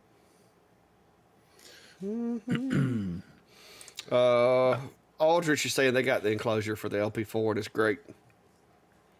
Yeah, and that one kind of went around the laser, if I remember right, where this one the laser mounts to the top of it. So it's different design, but yeah, definitely getting rid of that weird cone is going to be the nice benefit. Yeah, that cone's just a little awkward to me. So Yeah. So I got a question over here on my channel from Melissa, is asking, can you paint wood prior to laser cut? lay masking Absolutely. tape to avoid the flame marks. What does lowering the focus and kerf offset do? So yeah, you can paint the wood before lasering, but you do definitely want to make sure you follow the instructions on its cure time. Let it fully cure, and then you can definitely lay tape over that, and that will help reduce or eliminate the flame marks on there. So, but the key thing there is definitely let the paint cure before you go putting the tape on there. Otherwise, you may find that when you pull the tape off, it pulls some or all the paint with it. Um, so, it'll add some time, but if you plan ahead and prep your material well in advance, then it's definitely something you could do.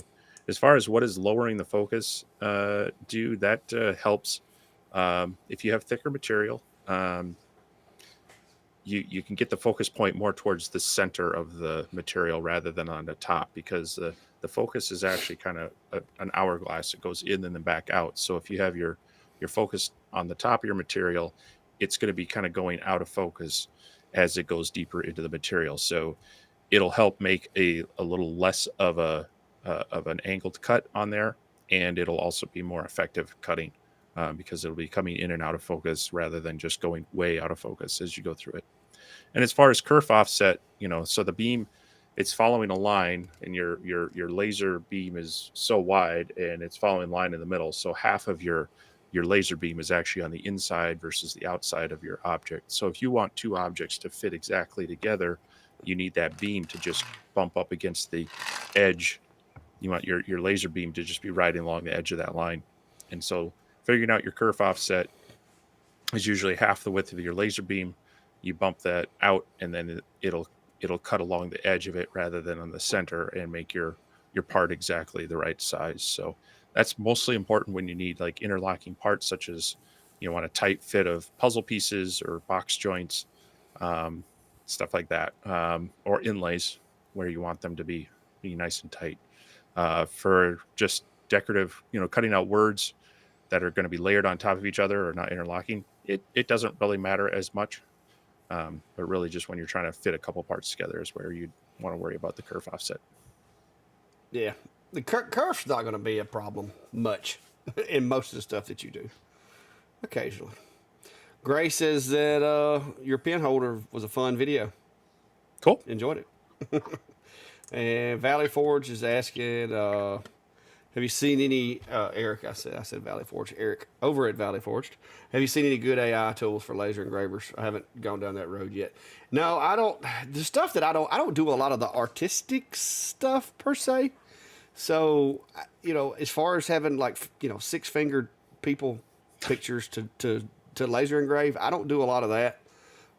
Most of the stuff that I do is either boxes or images that people sent me or logos and stuff like that. So I haven't really, for what I do, there's not really a good solution with AI.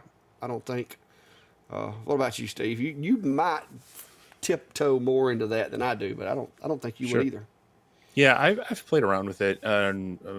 Actually, I used AI to create an image for the F1 Ultra to engrave. And so that it can be useful for that if you just need kind of a stock image to play around with. Or if you're trying to create, I've seen a few where it does a pretty decent job of making like a 3D effect logo type thing. But as far as with the laser, um, the only one that I don't know, I mean, this is quasi AI, but playing around with the embossment tool of in Xtools software, it can take a typical vector or raster image and actually make a depth map out of it fairly simply. There's a lot of ways to do it yourself through image manipulation and processing from a couple tools, but I've actually been a little bit impressed just a couple times I've played around with theirs. Now it does take, they have their credits, and I think it takes 2 credits, and you can earn them by putting posts in their groups, sharing things, or you can even pay for them.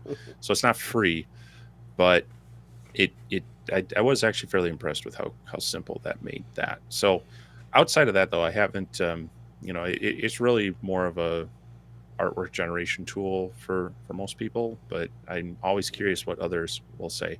Now, from you know, uh, outside of laser realm, if you want to make some really quick how-to information for someone, just go into like ChatGPT and type up a create help documentation on how to do X, and you'll be surprised at how well some of that stuff is. And then if you want to, you can do it in a Dr. Seussian tone, and it'll make it sound like the Cat in the Hat. Yeah. Charlie, actually, no. A lot of the laser companies do. I mean, they don't have a problem with it. First of all, I don't know that there's anything that I could do to get them to stop sending me lasers, because even I know me and Steve both tell them no, do not send it, and they still show up sometimes. They're like, hey, we have this, and I'm like, no, I don't think I can really use that, and then it still shows up. So I don't know that's not my thing. My thing is you're going to start because everybody is going to look at it and go, well, yeah, your video says that this machine is better, but for my scenario, this machine is better. And it's absolutely true. Just like everybody's always like, oh, the Rolly's the best machine ever, and blah, blah, blah. Okay, it's a good machine, but it depends on your use of that machine. For somebody else who lives in a one-room apartment somewhere, that may be too big of a machine for them. They may want something smaller, So it's always, no matter what it is, there's a certain amount of your evaluation of it that is going to depend on your circumstances and the set of guidelines in which you're trying to operate. Me personally, if I had to trash every machine in this building as far as lasers, and I could only keep one, it's going to be that guy right there, because that's where my stove covers get made. I just burnt out 10 stove covers on that machine in the past 2 days. But if for some reason next week, I get a job of cutting out, 300 pieces that are 12 inches by 12 inches and engraving them, I'm going to use this guy over here, the A70, because it cuts so much faster than the 40 watt. So you have to be able to look at the situation you're going to be using the machine and apply, what's best. That's like for me, if I was going to go buy a car, I'm not going to go buy a Prius, because one, I don't think you can get a trailer hitch on those to pull my trailer or pull my boat. I'm pretty sure you can't fit a 4x8 sheet of plywood in a Prius. So for me, a Prius would not be a good vehicle for me to purchase. But for somebody, yeah, but for somebody that lives in, say, New York City or Chicago or Detroit, who has limited parking, a lot of traffic, and don't haul those things, a Prius might be a better alternative because it's a heck of a lot better on gas.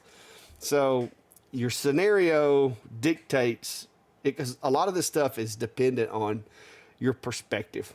And like I said, comparing the Laser Pecker and the F1, I could do 6 different videos from 6 different perspectives and have 6 different winners in every video and be telling 100% be telling the truth. Because that's just the way it is. Some of these machines have, just like me and Steve, if we're playing limbo, I'm going to have an advantage over Steve because he's so darn tall. If we're trying to fit in a Prius, I'm probably going to get in there faster than Steve does. But at the same note, if we're trying to reach something that's really high off the ground, he's probably going to beat me. Because each scenario, each situation is unique. So it hadn't got anything to do with the companies. Trust me. You can ask Steve. You can ask Eric. The companies are going to send the machines regardless. It's just a matter of I could do a video and give you 6 different scenarios, like I said, but each scenario, the machine's going to vary which machine I would pick. But if you want to know what machines I like, just look at what I'm running. I mean, I got an Atom stack there. All right. I got an Atom stack there. I've got my MK2 there, my S1 over there, and then the fibers and stuff, and the P2 over there. So if you want to know what machines I like, then just look around, see what's in the shop. Yeah, and actually, Grayson is triggered by the Prius. some of them actually, they know they pay attention to us and they know what machines we have. And I've had some ask, "Hey, will you do a comparison video between our product and theirs?" Because they're assuming there's will Yeah. coming on top and whatnot. So it's not that they don't. Some of them, it's hit or miss. Some of them are like, "Hey, we don't want you to use our product in any comparison things," as well as others are like, "Hey, bring it on." Um, I'd also like to just state that a Prius does have a 1,500-pound tow capacity, but if you and I were to get in there, it'd probably drop below 1,000 pounds. I was fixing to say, but you got to deduct my 230 pounds from that, and then I got to put some gas in it. If me and you took a trip together, it probably wouldn't get 50 miles to the gallon either.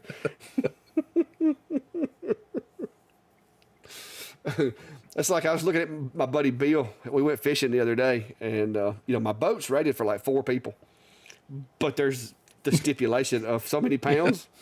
And I'm not light. I mean, I'm like 230, 220 on a good day. Bill's closer to like 320, 300. I'm like, between the two of us, we got this thing. We got it well loaded.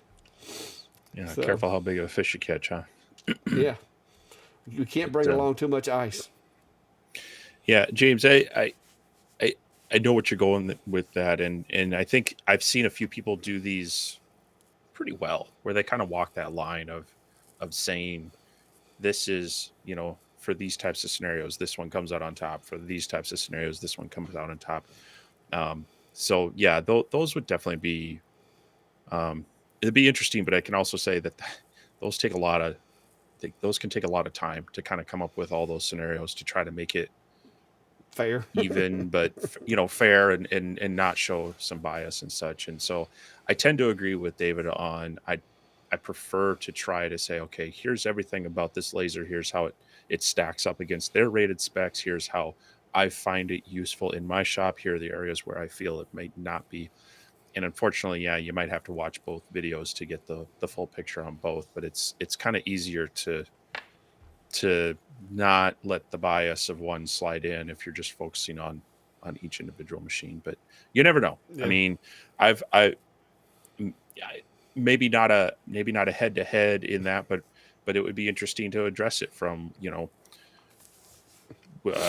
com marker, X-Tool F1, X-Tool F1 Ultra, the LP4, 5, whatever. Yeah. Which one is the best engraver for a market? And you could look at a lot of different Yeah. factors that way. But to try Like you to said, come up once with we all the get- scenarios once- everyone's going to use would be tricky.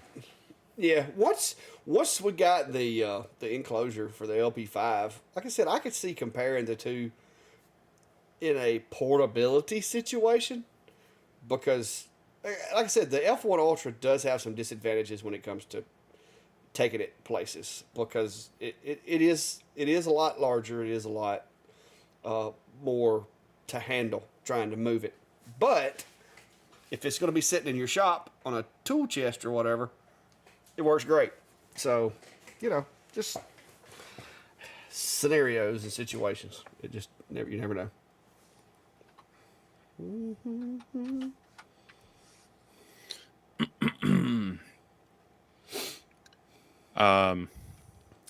But they're gonna have to We beat talked my about- little F1 right now.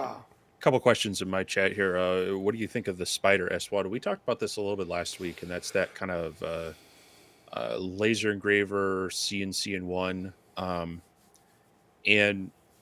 again, without getting my hands on it, my first concern on it is size, because depending on which documentation you read off their website, it's either 8 foot or 6 foot long. Yeah. That's a big machine, at least a big, working area, a big platform and such. If you need it, that looks like an interesting way. Now, I'm not a huge fan of all-in-one machines that try to do, CNC routing as well as laser engraving, because it usually comes at a cost, whether that's in extra maintenance or not as good at something. So if I need a machine that big, it might be that I can only have the space for that one, and that might be why you'd look at it. But We'll see. I mean, Tyvek has come out with a number of lasers recently. Um, they seem to be doing some things different, which I like to see. They're not just trying to copy someone else's success. Um, but yeah, without getting my hands on one, I don't want to really say too much good or bad about them. But um, it's one of the few that I've seen in that size for more hobbyist use. So it's getting into a niche that some people may find is what works for them. Yeah, they sent me Tyvek or whatever the name of the company is. Sent me a couple of emails wanting me to try the machine out, but it's kind of like I told Adam Stack when they wanted to send me that big uh, 850 by 850 machine. Is like where we're going to put it. Hmm. How am I going to run this thing? Because I got nowhere to put it. Uh, some of the way they've got it designed, I have my concerns with, the way the rail, like the tracks and all work. But I'm not going to trash it until I try it. You know what I mean? but it's definitely like you said. It's going to be one of those machines, the bigger one that they sell. You're going to have a special need for that. So you never know. Yep. Got another question over here. In our opinion, what is the best wood glue to use when doing layers? It depends. Um, well, I'm a big my primary wood glue in my shop is Type On 2, but I have quite a few. They have a few different styles, um, and when you're talking about wood glue, there's some minor differences between them. If you're, but the big thing is if you're doing inside versus outside, you're definitely going to want to look at something that's more exterior rated, and then you're going to get into like your Type On 3. But Gorilla Glue has their version of stuff, and there's a few others. Really, any of those EVA type glues are going to be fairly similar. It's more on how you apply it, but some of them have properties that will change things. So some of them have a little more of a yellowing to it if you aren't able to clean it up. You've got glue squeeze out, that can be an issue. Some of them have a longer cure time. Some of them have a shorter cure time. So, um, but overall, I pretty much just Type On 2 unless I have a special need for longer cure time or outdoor use. So hopefully, I mean that's it's really just my opinion what I've used, but hopefully that helps you out. Yeah, I use wood glue, and if I'm doing layered, you've kind of got me hooked on CA glue for like my sign that Yeah. I did a few days ago. But it's because the CA glue, especially with those letters, if I do have any squeeze out, it's typically clear, and you can't see it, especially if it's just a small amount. So, it's whereas used to the wood glue plus the drying time on CA glue when I'm doing letters and stuff, it's a lot faster. So yeah, you kind of switched me over to that. Now I've been trying all different kinds of CA glue to see what I like, but it all works basically the same. I Yeah, mean Dwayne. the only thing there with that is CA glue it's gonna cure faster and it's more of a crystalline structure. So it creates a very quick, clear bond like that. But if you want a little more structural, soaking into the fibers, that's where using the wood glue is gonna help. But yeah, it's for most of the things we do with these smaller items, unless you need the working time, CA glue works Yeah. fairly well. But looking at wood glue for layering, you might want to be able to move it around a little bit, make some tweaks and adjustments. Yeah, Yeah. that's Well, that's where I go with it. typically when I'm using the CA glue, it's on a painted like the sub board's been painted or whatever. So there's not going to be a whole lot of, the wood glue is just going to like sit on top of the paint and do this. Uh huh. so Yep. so so I like it. But yeah, Dwayne says that he's 6 foot, 300 pounds, and drives a Prius, still getting over 45 miles to the gallon. One of our local makers, lady came by here a while back, and she's got one of those smart cars. I didn't realize how much room's in one of those things because I'm not a small person, but she was actually about my size as far as my height, and she had plenty of leg room in that thing. And I've been telling myself if I could find one of those things at an affordable price and just paint it black and white, put a big like get it wrapped, put the Clack Shack logo on it. That'd be kind of cool. But that thing is tiny. The car is. Oh, It's about the size of my lawnmower, but it's a car. yeah. I have a friend who has one, and I'm trying to find the photo of me sitting in it. He let me drive it one time. The weirdest thing about those smart cars is that when you're driving it, it feels normal until you look, you turn around and look back, and there's no car behind you. I mean, like there's nothing. There's back windows right there. But yeah, I haven't driven many Priuses myself. But an interesting thing is those Mini Coopers, those little things. I got in one of those one time, and you normally I hop in a car, automatically just shove the seat all the way back because I need all the room. I did that. I actually had to scoot it forward. There was too much legroom in it. I was like, wow. Yeah. Yeah, I don't know. Like I said, vehicles are one of those things that you just got to pick what works for you. Me personally, I kind of have to have towing capability. Friday night, I pulled the band equipment. Spent about I don't know $40 on gas, pulling all the band equipment from my house to Tuscaloosa, Alabama, and back. And I've got a little box trailer that the school owns that's slapped full of all this band equipment and stuff. And I'm pretty much the only person that volunteers to do that. So if I had a smaller car, didn't have the way of towing it, those kids would have to be packing all their stuff in the back of the bus or whatever. I guess. It builds character. No, I mean you definitely have a reason to, a need for that. I know so many people that have just hideously large vehicles that they complain about how they can't, they bought it because they feel they need a truck, and then they Yeah. complain that their truck isn't the vehicle to haul what they need more interior space. That's where I'm more of Well, a now mine's got van plenty of SUV. interior space. Because mine's a what do they call it now? Super Crew or whatever crew. It's got plenty of room in it. No, I can't. It's I got more can't. room. I wouldn't I say can't. plenty of room. Oh yeah, it's plenty. It's plenty. It's not a No, minivan. not no. Here's this. It's Here's not the a thing. minivan. Here's the thing. It's just like lasers. It's not the vehicle for everyone. I've had my share of trucks, and I don't need them right now.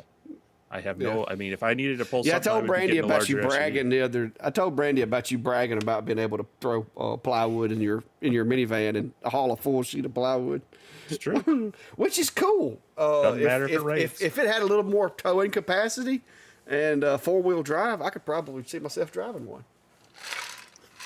Well, yeah, they do make some 4-wheel drive ones, Oh, I know. I've been looking. I've actually been looking. but yeah, it's hard to get over 3,500 pounds of towing capacity with most minivans. Yeah. So Yeah, yeah. That's my big hang up with them.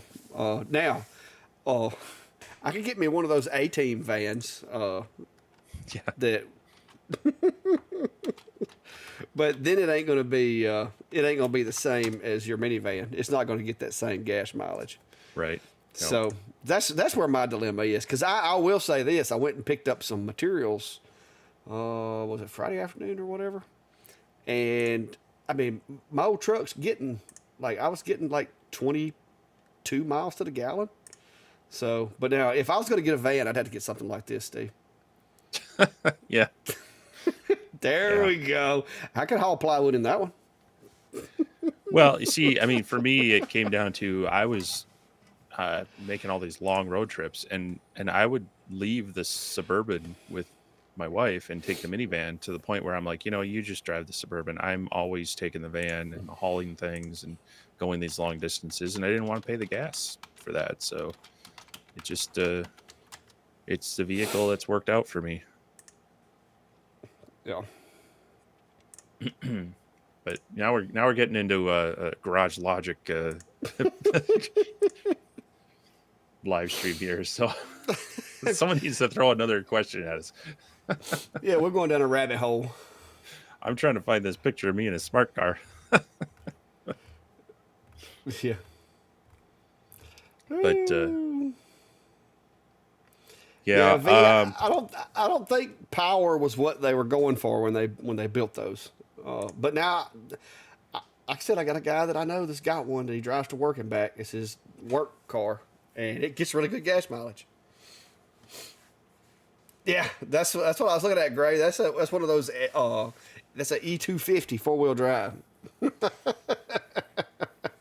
That would that would definitely do what I needed to do, and look pretty good. But I'm afraid that thing wouldn't get very good gas mileage, and I try to get as good a gas mileage as I can and still be functional. So I got rid of a truck that had 33s on it and all that, and got me one that had regular tires on it. So fuel economy is a real concern these days. Yep.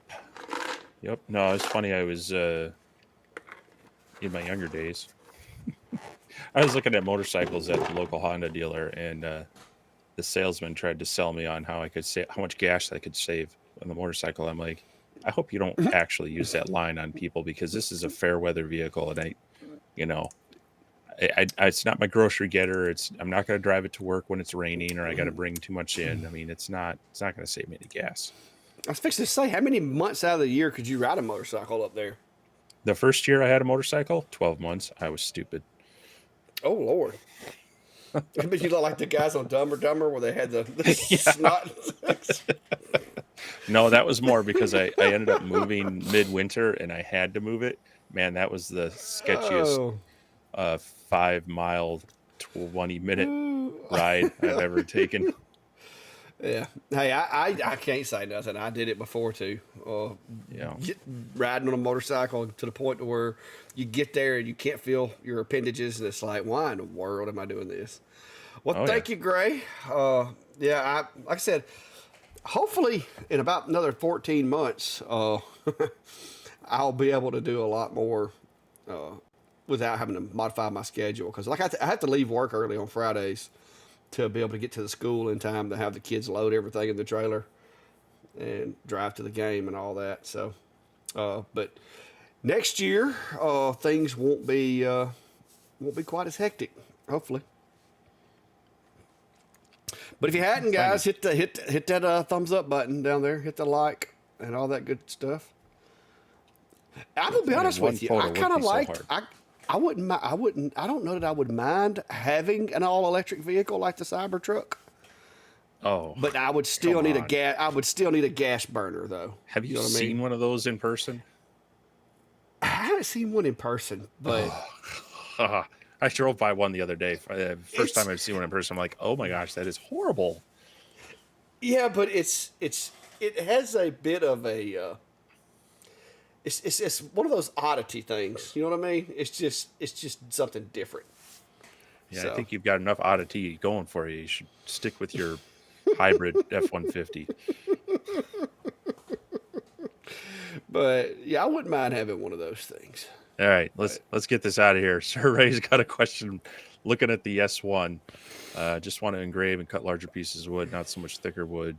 I go 10, 20, or 40 watt? And what's the best wood for engraving photos? All right. Well, I was actually just having this conversation with a manufacturer the other day, and I feel right now, if you're wanting to do a lot of engraving, but you're still going to be doing some cutting, 20 watt, I think in wood, you're still going to get the quality of engravings. Now, if you're going to start doing photorealistic stuff on tile and maybe some metal things, you'll see a benefit with going with a lower wattage. But when it comes to cutting, I think that the 20, especially the price difference between the 20 and 40, I think that's probably your sweet spot right now. yeah. What do you think? Well, the 40. Now don't think just because it's a 40 watt. Don't listen to all the hype, because a 40 watt still does a really good job on engraving. Is it going to be slightly, less? I guess high resolution than the 20? Slightly. Are you going to be able to tell a difference? Probably not. So, if you have the money in the budget, and the 40 watt will allow you to do the same type of engraving faster with the same result, but you will have just a little bit larger dot size. But to me, and from what I've seen from using other 20-watt machines and the S1, it's really not that noticeable. So, to me, Yeah. the budget would be the big determining factor in it. Is if you don't want to spend the money, the 20-watt is a good machine. But Well, and that's where I'm going at. I think it's an extra $400 or $500 to jump from the 20 to the 400 or the 40. So, I, you know, unless budget's no concern, yeah, I would probably say that the 20 is going to do well for you. If you're going to feel like you're going to do a lot of cutting, then it's probably worth jumping up to the 40 watt. But y'all done woke her up in there. hey, Brandy, I told him to get a minivan. I don't know what all this truck talks about. Yeah, But I can't the be other buying the no other trucks. the other Nah, part of that question was, what was some good wood for engraving on? Anything that's got a fairly clear, it doesn't have a lot of contrasting grain. So, I like Baltic birch a lot for just general stuff, but it's actually not the best for engraving because you do get some of those, you'll see the grain more, and that does have an effect on there. If you can get some clear basswood or some clear poplar, down Clack likes his magnolia stuff that he mills up. Magnolia. Anything that's a fairly, and it doesn't have to be like a really white wood, that helps, but like cedar and cherry, if you get real clear sections of that, engraves really nice because it has such a high contrast. But you got to make sure that the grain is fairly clear on it. Yeah, yeah. Poplar and magnolia they do a really good job of not pulling the grain through as much. Now you get like into the oaks and stuff like that, you're gonna see the grain. You're gonna hang it up. Yep. Yeah, I mean, if somebody wanted to drop me off one of those all electric vehicles, I'd be willing to test it for them.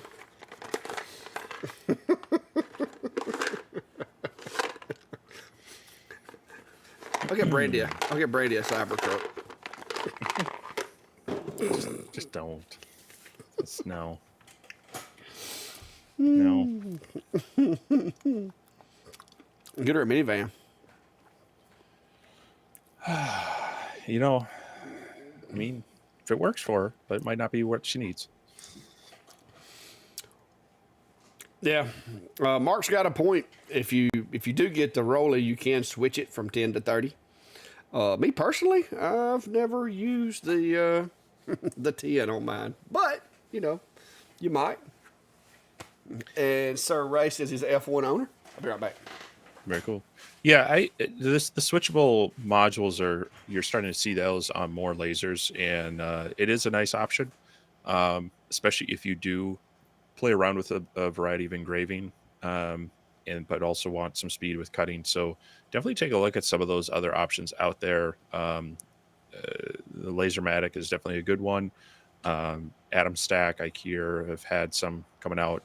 Definitely, if you're looking at those, try to make sure you're getting the V2 versions. They seem to be working a little bit better with autofocus and such, but they sometimes tend to be a little bit more. But the Lasermatic, the MK2 1030, I think that's right around $1,500. As long as you can fit that within about a 16 by 16 area for where you're working, it's definitely a laser to look at. It ticks a lot of the boxes, and both David and I have videos on them if you're interested in what we think. So.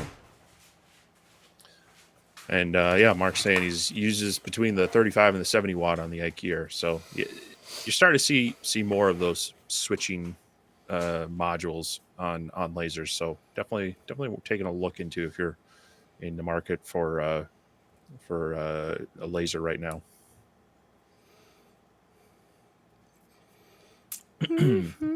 Well, we're rolling right up on 2 hours. So if anybody has any last minute questions, throw them out there. Yeah.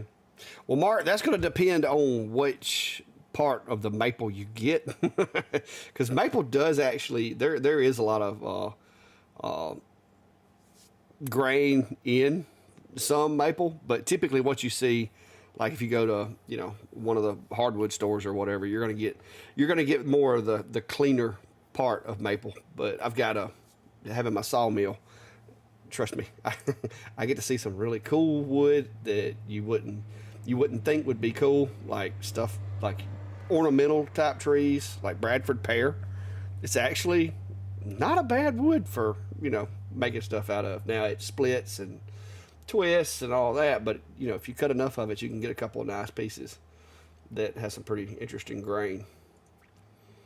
Adam Stack have an enclosure. They do have a couple of enclosures, if I'm not mistaken. I know that Yeah, A24 has one, but as far as any big ones, I'm not. they have I haven't checked lately. a couple different styles. They have like the that Velcro together, almost cloth type one, that has the the kind of the rigid center to it. They also have, I think, what they call, is it the B3? It's more of a metal one. They're okay, but they're definitely add-ons to the laser. The S1, the closest thing they have to that is the A, their unibody A24.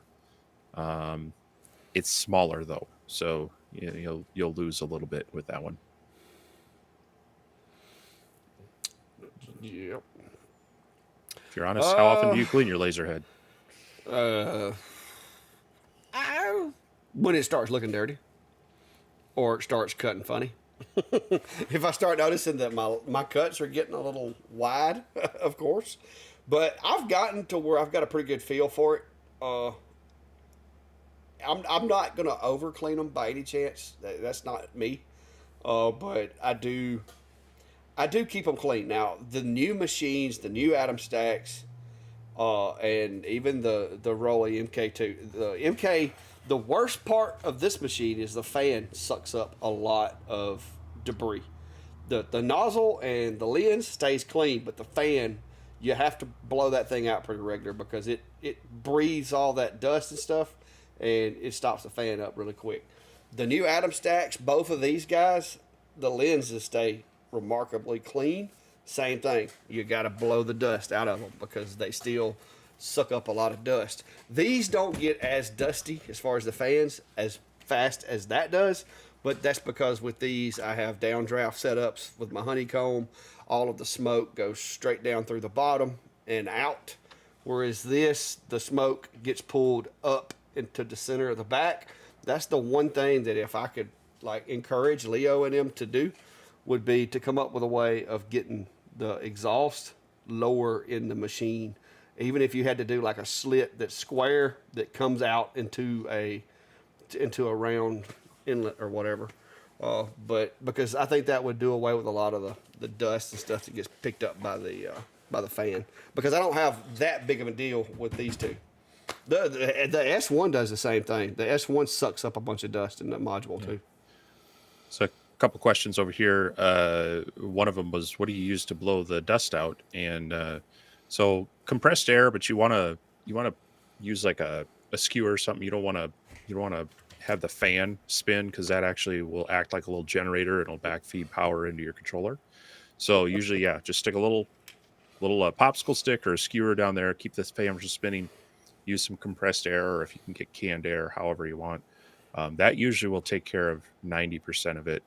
And so, yeah, as far as frequency, I'm kind of like you. If I notice something, or if I have been, sometimes if I notice I just ran a really smoky job, depending on the laser, some of them are easier to pop that head off. Just take a quick visual inspection, and clean it. But otherwise, yeah, it's. I don't necessarily have like a, oh, I've logged so many hours, I'll do it. It's usually Yeah. visual indicators, something that's going to show me it's time. So, um, and then also a question over here: any suggestions on types of acrylic or vendors? I don't have necessarily a vendor per se, but you definitely want to look for cast acrylic in general. It's going to cut and engrave a little bit better. I typically will buy a multi-pack on Amazon with a few different colors. Now, if you're using a lot of one type, it might be worth looking for some local vendors. You can usually get it a little bit cheaper, and oftentimes they'll cut it down for you. But something to consider. And as far as cleaning it, the lens itself, you want to use as pure of alcohol as you can. Um, I recommend people stay away from lens cleaners in general because they sometimes have extra additives that'll leave like a slight film on there, and then that's what the laser can interact with and actually etch your glass. So I try to find a like a 99% isopropyl alcohol just for the lens, and then try to use a lint-free cloth or a swab. Typical Q-tips tend to have little cotton strands; those can get left behind and such. So just be mindful of that. Of using something like a clean alcohol and a clean cloth that's not going to leave anything on there. And if you're really crazy, get yourself some gloves as well, so you don't leave any finger residue. So. Should one get like a clean room also? Yes, definitely get a clean room. Get a whole Tyvek suit, an old respirator, so you sound like Darth Vader. Hey, go all out. Somebody's asking about favorite wood stain combo. My stove covers I do in pine, and this is what I use on my stove covers, and most every other thing I make, because I love this. This stain has just enough black in it, and the way it's put together, it works really good for engraving. If you put it on there real thick, it gets down inside the engrave. I'll show you.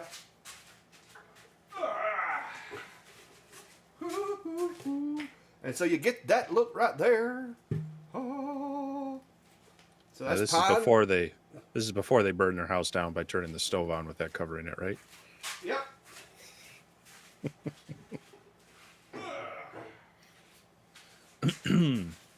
Hey, it works. Hey, forget me not. Don't worry, I will not be getting a Cybertruck, so you can definitely jump over to my channel, and you won't miss out too much. But I don't know I that. understand. I understand. I'd probably feel the same way. I don't think I can afford one of those. How much are they now? They're pretty high, ain't they? I don't know. I think they're too much. Bill's asking, why aren't more companies jumping on the 70-watt bandwagon? This is interesting. I was having this conversation the other day Adam Stack kind of came out, and IKEA is kind of an offshoot from them. They kind of have jumped with that, and I would have expected a few people to kind of step up and match that. So we'll see. I mean, a lot of products probably coming out here around the holidays and such, and or New Year's, but kind of curious to see where that goes. Maybe they're going to try to leapfrog them and go straight to 100. I don't know. Yeah, I'll leave it out. This is Minwax, early American. It's color number 230. And I will tell you, with this stuff, especially if you buy it in a gallon. Now, I use mine enough that I don't have too big of a problem. But it does have like a lot of black pigment in it with the brown. So I find that before I use it, I like to kind of like just swirl it around a little bit and stir up that black pigment, because if you don't, when you get down toward the bottom of the can, your wood will start getting really dark, because the black will all be at the bottom. So I try to I don't really shake it vigorously, but just kind of swirl it around in the can like that periodically, just to make sure that the black pigment stays mixed in with the brown. Just got a spare 80K. You can get in line for a Cybertruck. Whew, no thank you. Yeah, I hear you also can't resell it without paying a fee within a certain amount of time too. They had some sort of clause that some states are trying to make unenforceable, but What? I don't know. Huh. They're all wired up, and as far as basically it's kind of like resetting your phone. You go to sell your vehicle, you got to factory reset everything, and then so What happens? What happens if you forget your email password? You can't crank your truck. But anyhow, well, 2 hours 10 minutes. Any final laser questions or related? Yeah. Otherwise, we'll Other wood. Oh, I will show you one of my stove covers before staining.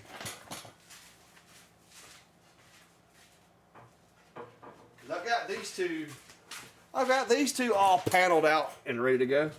So there's the That's before stain. If I can get it. Ah! I can't see it and show it to you guys at the same time. So it's already got the stamp on the back of it. Already got a lot of the screw holes except for the handles. I just got to finish these up. This is the last two, my Home Sweet Homes. But I got to get the sideboards cut. But I went ahead and did the panels and got them done today. So, yeah.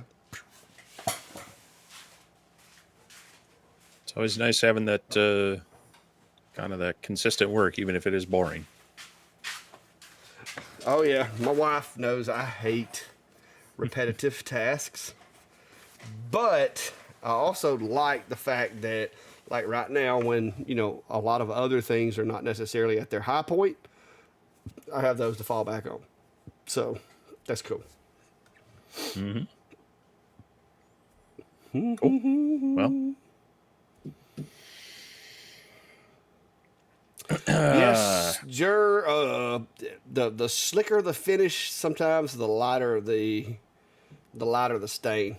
The rougher the finish, the darker the stain. Sometimes, like if you go a 120 versus a 220, a lot of times the 120 is going to look darker than the 220. I usually run 120. That's what I run on those. I do 120 grain all the way around them, and then stain them from there. Yeah, if you're trying to go with a finish that you need to soak into the material, if you get too high of a grit, you're kind of burnishing the wood, and it actually kind of prevents that from soaking in. So, certain oil-based finishes as well as stains versus maybe your layered on polys are going to have a different effect on there. So you actually don't want to sand them too high if you're going for something that's going to need to soak in. Jer O'Grady, I used to make those panels myself. Yes, that's a 3/4 inch glued panel, but I now buy them at Lowe's. They're 24 by 6 foot panels. I get 2 stove covers out of each panel. I used to make them, used to glue them up, do all that myself, and due to the overwhelming number of them that I have to make a year, it just wasn't feasible. So I had to come up with a way to cut down my production time. And the way that I did it was I started buying the panels already put together from Lowe's and just cutting them. I literally, for one of those stove covers, I literally make 1, 2, 3, 4 cuts. Which one is with the with a skill saw. When the panel is at 60 something inches long, I cut it to 30.5. Drop it over to the table saw, rip it down to 22.5, and then the 2 sideboards, I've got my chop saw jigged out to where I cut them to 22.5, and it's just simply shunk, and those are done. And then it's a bunch of sanding, laser engraving, gluing, and screwing, and finishing. So, but I've got it to where I can do those things in my sleep, because I don't know how many I did last year. I do probably 130 or so a year. And I've been doing them for almost 3 years. So there's no telling how many of those stove covers I've made. What in the world is that? It's being a smart car. Who is that guy?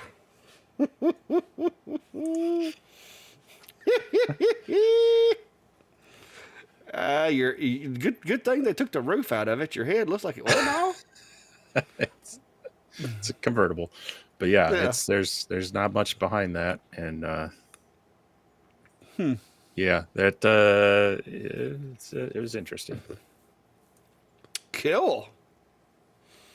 Well, whoa, hey, what happened there? Yeah, what are you doing?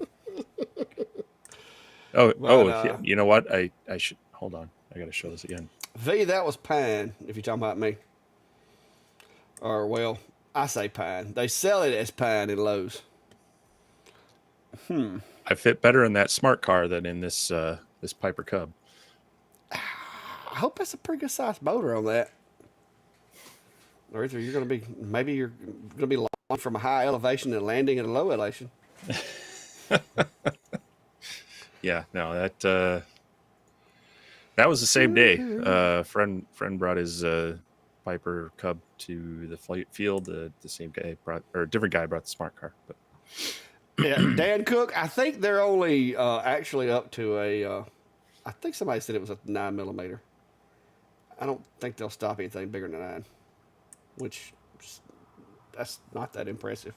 Stop at 9mm. I've seen some pretty decent windshields before stop them pretty well. all right, well, we should get out of here before it gets too late. Oh, it's 2 hours and 15 minutes. So Yep. yeah, if y'all had, I've actually got my energy back, so I forget. Cause for about 3 or 4 weeks there, I was just like, I was dying. But I've actually got my energy back now, so I just let time get away from me. But if you hadn't, guys, hit the like button, the subscribe button to either myself or Steve, whichever. If you hadn't already hit it. Now, if you've already hit it, then you don't have to go hit it again, because bad things happen if you hit it twice. But as always, we enjoyed it. It's fun. Good to get to hear from some of you guys, and hopefully I'll be able to put out some videos of something other than, like just me trying to play catch up. I do have the ASMR 2-in-1 over there, which I thought was going to be a 48 watt and a 2 watt IR, but turns out if you get it with both the IR and the blue, you only get a 10 watt. And it's been a minute since I ran a 10 watt machine, so there's a bit of a relearning curve for me. But it's the machine itself I'm pretty impressed with. I'm having to kind of tamp down my excitement for having a 10 watt again, because I'm used to having 40 and 70 and 30, and it's just going back to a 10. I have to kind of remember that, just because it's not cutting in the speeds I'm used to, that's not necessarily mean it's a bad machine. It's just a 10 watt. So, but I'm going to hopefully get another video out, or get a video out. I've done a couple of shorts on the ASMR, and then I've got, I guess that's about it. We can play with the other machines a little bit, but I've got pretty much all of my machine to-dos out of here, hopefully. Cool. Unless something shows up. Cool. Yeah, like I mentioned earlier, I got to survive our semester startup. Might be a couple of long days here as we get students and faculty rolling. But after that, things calm down for me. And like I mentioned, got the F1 Ultra, just putting it through some tests. We'll have initial impressions video out on that, and then we'll roll back into some project videos. Also have the M1 Ultra, that kind of multi-function craft machine. I'm still trying to figure out everything that it can do. We'll mix that in there, but yeah, definitely trying to. I've got a growing list of projects that I'm trying to work on and share. So we'll be seeing more of that, and hopefully sparking some ideas and interest for people there as well. But appreciate everybody hanging out, chatting with us. Glad to see Clack's got some energy back, and we will we'll do it again next week. Yeah, absolutely. And I will probably have a couple of videos this week, just, so you guys know. I definitely want to do the new material once I get through doing some more testing with it and everything. Just show you guys what it's capable of, and highlight a few files that you might want to get ready to start making as well. But anyway, thanks for stopping by. Don't forget to hit the button if you hadn't, and we'll see y'all next week. See you, everyone.